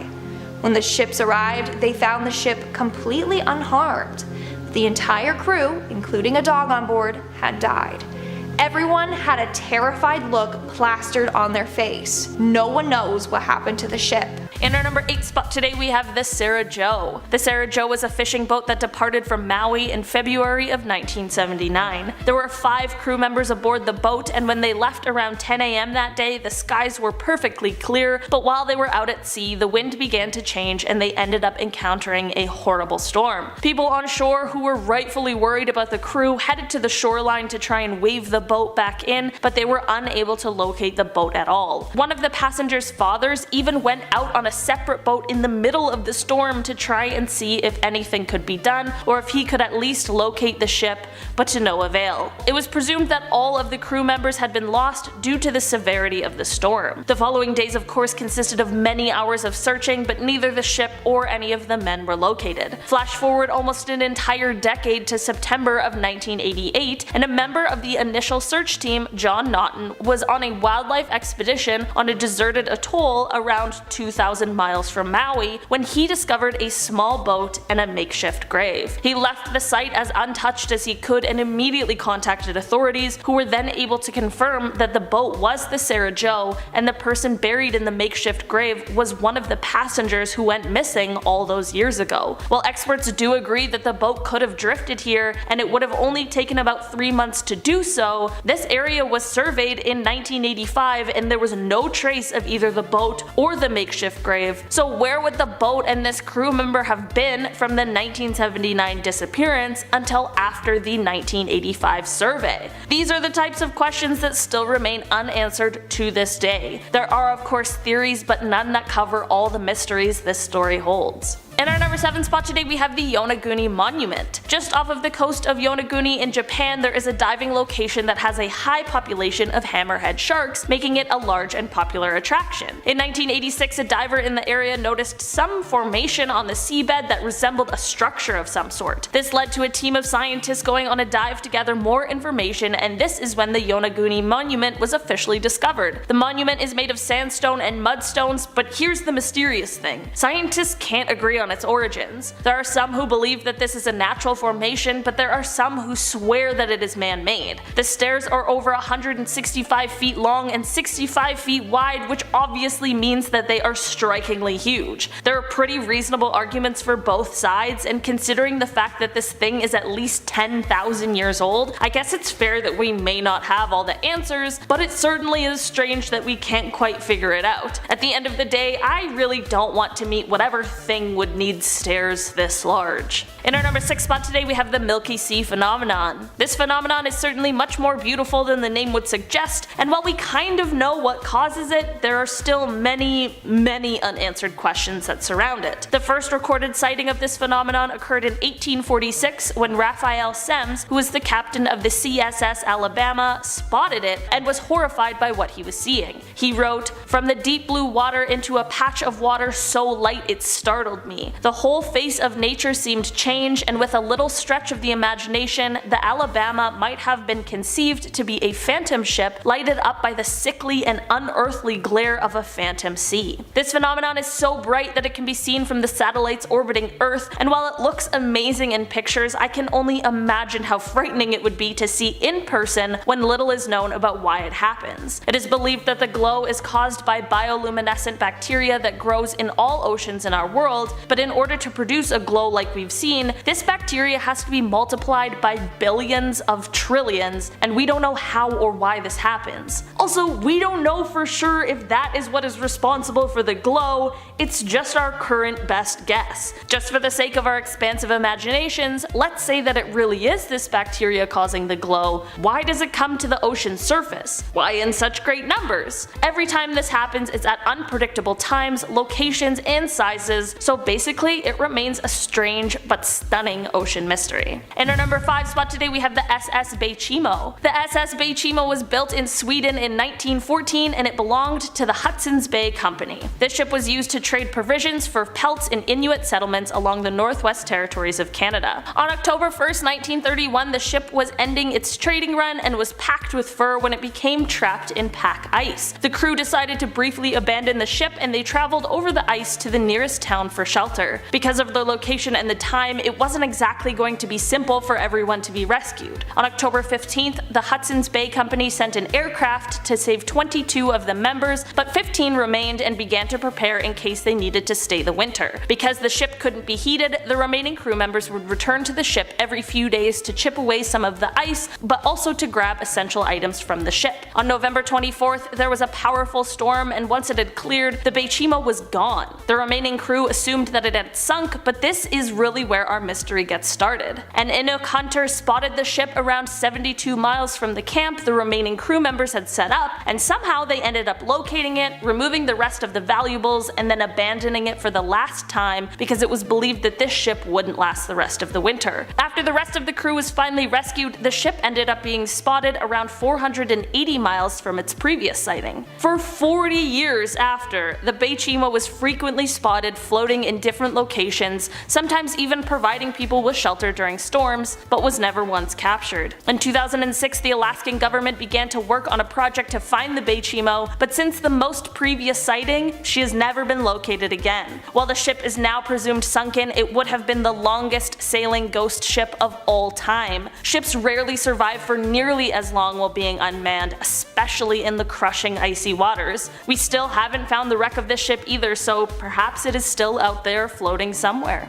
In our number 4 spot today, we have the Devil's Sea. The Devil's Sea is like the Bermuda Triangle of the Pacific, as it lies in a region just south of Tokyo. This area is often thought as some sort of a paranormal area because of the consistent horrible happenings that occur in it. This area is one of the 12 vile vortices in the world, with the Bermuda Triangle being the most famous one. Above the Devil's Sea, planes are known to seemingly just drop out of the sky like something is reaching up and grabbing them. Methane deposits cause large explosions in the area, and during World War II, this area was the site of over 20 missing submarines. There have also been numerous ships, some become twice the size of the Titanic who have gone missing without a trace after sailing through the Devil's Sea. This is all to say that while we don't really know what lurks in this area, it's probably safest to just stay the heck away from it. In our number 3 spot today we have the Cassie Nicole. The Cassie Nicole was a boat that set sail from Richmond Hill, Georgia on April 10th, 1990 with 4 people on board. During the second day aboard, one of the passengers realized that the boat was suddenly taking on water, and at this same time the pumps and radio were not working, which left them with little to no options. The crew decided it was time to board a life raft and abandon ship. After a day of floating on this life raft, one of the passengers named Nathan saw the ship's hatch cover floating by them and thought that it might be able to support him better. Once he hopped onto the cover, he ended up losing sight of the other 3 crew members. Later in the day he saw a freighter go by multiple times, and he was hoping that it had picked up the 3 crew members he had lost contact with. After 3 days of floating at sea, Nathan was finally rescued, but he received the news that the other crew members hadn't been found. Months went by with no sign of the others until a few months later when Nathan's sister, as well as the owner of the boat, began receiving strange phone calls from someone who was speaking in Spanish. The person on the other line said their name as well as the names of the missing people, and in the final phone call the stranger said, in English, "I'm bringing them home," but there has still never been a sign of them. The family of the disappeared men believe that they may be alive somewhere but are being held in a foreign country, but why? And why would someone say that they were bringing them home only to not do that? In our number 2 spot today we have the loneliest whale. This whale has been nicknamed the loneliest whale in the world, but the truth is, we don't really know if that's true because we've never actually seen it. This whale, which we don't know if it's a male or a female or what whale species it belongs to, sings its song like no other whale does. The whale was first heard in 1989 on a hydrophone, and while the calls were most similar to that of a blue whale, there was one striking difference, and that was the frequency of the calls. This whale calls at 52 Hz, with regular blue whales calling between 10 and 40 Hz. Even fin whales are usually heard at 20 Hz, so it's just left everyone stumped as to what could be going on here. A researcher named Bill Watkins dedicated his life to trying to reveal what exactly is going on here, and while he passed away in 2004, he found that this whale was not only unusual, but totally unique. The biggest challenge is the fact that we cannot locate this whale. Their calls can be heard for hundreds of miles, and trying to find one single whale in the vastness of the ocean is next to impossible. Many people have suggested that perhaps the whale is deaf, and this is what has led to its unique song, but of course without the whale, how could we possibly know for sure?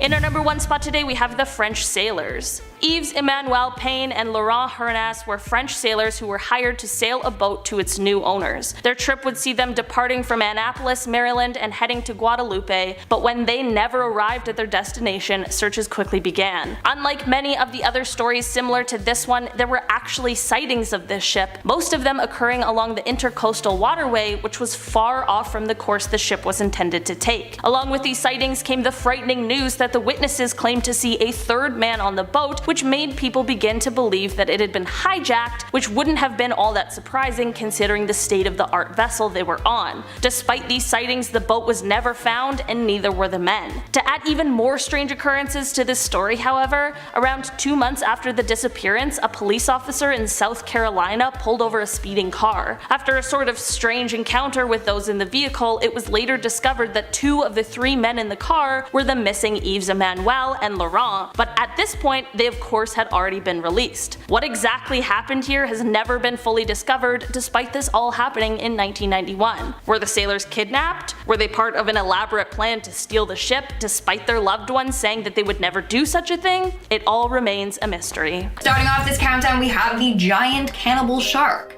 Sounds like something straight out of a horror movie. Honestly, maybe it is. So in 2003, scientists tagged a 9-foot-long great white shark. They did this in order to study the temperature changes in the ocean. Here's the thing. Several months later, the tag washed up on shore. The shark, nowhere to be seen. They checked the information on the tag, and that's when they were shocked. About 4 months after the tag was put on the shark, it dove to around 1,900 feet.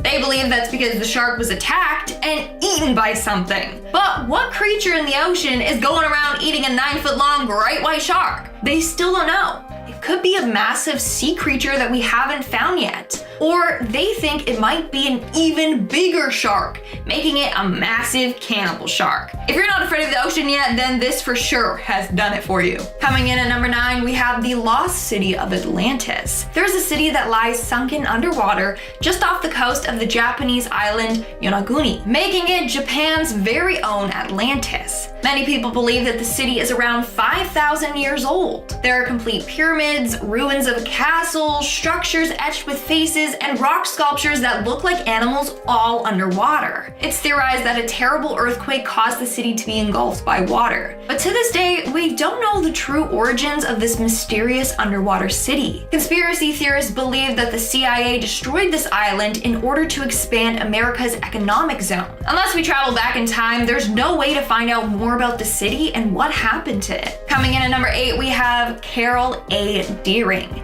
aka the ghost ship of the Outer Banks. So on January 31st, 1921, the Carol A. Deering was found abandoned off of Cape Hatteras in North Carolina. The crew was nowhere to be found. On top of that, tons of stuff was missing from the ship, including the crew's personal belongings, life rafts, logbooks, and navigational equipment. To this day, no one knows what happened to the crew aboard the ship. But of course, we got some theories. Theory 1 is that a mutiny occurred.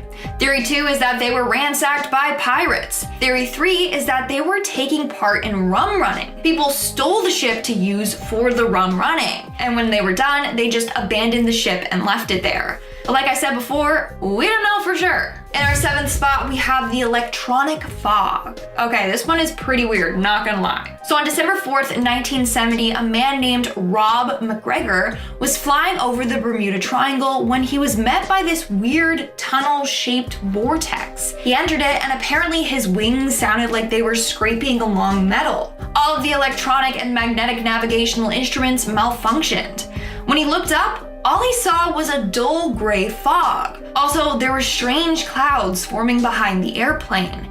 They were only in the clouds for a couple of minutes, but claimed that they traveled for 40 minutes. When they got out of the fog, they were over Miami Beach, a flight that would have taken 75 minutes. He believes that this weird fog is what has caused other planes and boats and passengers to disappear in the Bermuda Triangle. So what is this weird electronic fog that he encountered while over the ocean? That's something I want to know. In our 6th spot today, we have the time travel. Legend goes that one day 3 ships were traveling through the Bermuda Triangle. Everything was going fine until they encountered a mysterious fog. When they emerged through the other end of the fog, there were only 2 ships. The other ship was way ahead of them. The crew aboard the ship claimed that the fog transported them back in time several years. There, they saw a bunch of different boats and passengers also sailing. Then they approached the same fog and they got transported back to the current day. Isn't that weird? Was this the same fog the pilot encountered? Like, what is going on in the ocean? We're now at our 5th and halfway mark with the disappearance of Keith Davis. Now, this case is certainly going to keep you up at night, so just a little warning. So in 2015, Keith Davis, a fisheries observer, headed out to sea with his crew. His job was to monitor all the catches and collect data on it. But about a month later, Keith disappeared off the ship in the middle of the day in broad daylight. He has never been found. On top of that, the weather that day was calm, and he was an experienced observer, so it's not like he just fell overboard by accident. So what happened to him? Well, theory goes that he knew too much, so someone got rid of him. When police searched his email, they found photographic evidence of illegal things happening on board these ships, like they were allegedly smuggling people. He was also keeping track of a number of rule violations. Not only that, a year before his disappearance, Keith sent a mysterious email to his friends. In the email was a video of 4 men being shot to death while holding onto debris in the ocean. So theory goes that Keith was killed for knowing way too much. But still, to this day, we don't know exactly what happened to him. Coming in at number 4, we have the Ellen Austin. In 1880, a ship named the Ellen Austin set sail to New York from Liverpool. During their travels, the crew spotted a ship floating near the Bermuda Triangle. They approached it and found that nothing was wrong with the ship, but all the crew on board were missing. So they decided to put some of their own crew members on board this mysterious ship and have it come with them. But during the trip, the 2 ships got separated. They were separated for a couple of days before the Ellen Austin spotted the ship once again. However, all their crew on board vanished. There was no trace of them. Now the story goes on saying that they placed another set of crew members aboard the ship, and once again the exact same thing happened to those men. They disappeared off the ship without a trace. But that account hasn't been confirmed. Either way, this mystery gave birth to an urban legend. Basically, a cursed ghost ship lurks the waters near the Bermuda Triangle. Those who hop on board will mysteriously disappear without a trace. In our third spot, we have the disappearing aircrafts. In 1945, 5 torpedo bomber planes took off for a 3-hour exercise. But while flying over the Atlantic Ocean, they disappeared without a trace. It all started when the flight's leader noticed that his compass wasn't working properly. So he was worried that they were flying in the wrong direction. He instructed the planes to then change paths, thinking that they were going to then be heading towards Florida. But in reality, they were just traveling deeper into the Atlantic. As the planes started getting close to the Bermuda Triangle, their signals began to fail. The last few things the pilots ever said were, and I quote, "Everything looks strange, even the ocean. And it looks like we are entering white water. We're completely lost." Then the communication was cut completely and they were never heard from again. In our second spot, we have the severed feet. What would you do if you were out on a nice stroll on the beach when you came across someone's missing arm or foot? Believe it or not, this has happened a number of times. Since 2007, severed human feet have been washing up on the shore of the Pacific Northwest. The first was a right foot still inside of a size 12 Adidas shoe. The second was again a right foot, size 12, but it was in a Reebok shoe. Since then, 15 more feet have washed up on shore. To this day, we don't know who they belong to or what happened to them, or even if they were victims of the same killer. It's really freaking creepy if you ask me. And in our number 1 spot today, we have the Witchcraft. This is the name of a boat that set sail on December 22nd, 1967. On board was the captain, Dan Burrack, and his friend, Patrick Horgan. The two headed off to get a good look at Miami's Christmas lights. However, after traveling just 1 mile out, they contacted the Coast Guard, saying that the boat had hit something, but there was no damage. Dan seemed to be calm on the call to the Coast Guard and said they just needed a tow to the shore. So they figured that the boat's propeller was just damaged or something like that. The Coast Guard immediately went out, but when he arrived at the spot the boat was said to be, no one was there. It took him only 19 minutes to get there, yet the boat was already gone. Here's where it gets super weird. This boat was virtually unsinkable. Not only did they have life jackets and lifeboats on board, but the boat had a special flotation device installed in it. This made it basically unsinkable. So even if the boat started filling with water, part of it would still be sticking out of the water, so the Coast Guard would be able to see it. And also, they had flare guns on board with them, so if something serious started to happen, they could have set those off. They didn't. The boat and the 2 friends on board just disappeared without a trace, and to this day have never been found. Starting off this countdown, we have the Violent Whirlpool. Located in Scotland, the Carigrium Maelstrom is a permanent, powerful vortex. In fact, this is said to be the 3rd strongest in the world, and depending on the weather conditions, this thing can get pretty deadly. In fact, there are countless tales of ships being sucked into the whirlpool's vortex. The lucky ones will just get spun out of control, but they'll survive. Not only that, but this whirlpool can produce standing waves as high as 15 feet high. So you don't want to be anywhere near it when that happens. In our 9th spot, we have the Underwater Memorial. The Sunken Crosses of Malpeque is an underwater graveyard located in Spain. This spot commemorates a group of 16th century missionaries that were killed by pirates before being thrown into the sea.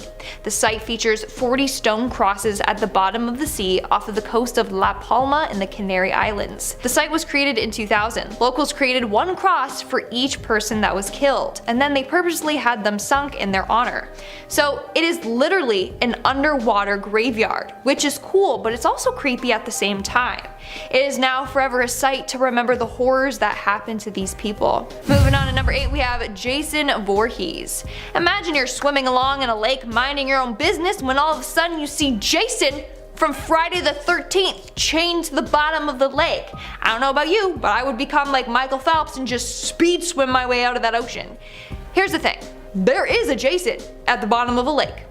Turns out that someone put a creepy statue of Jason Voorhees at the bottom of a lake in Arizona. The chains around him add a creepy touch as well.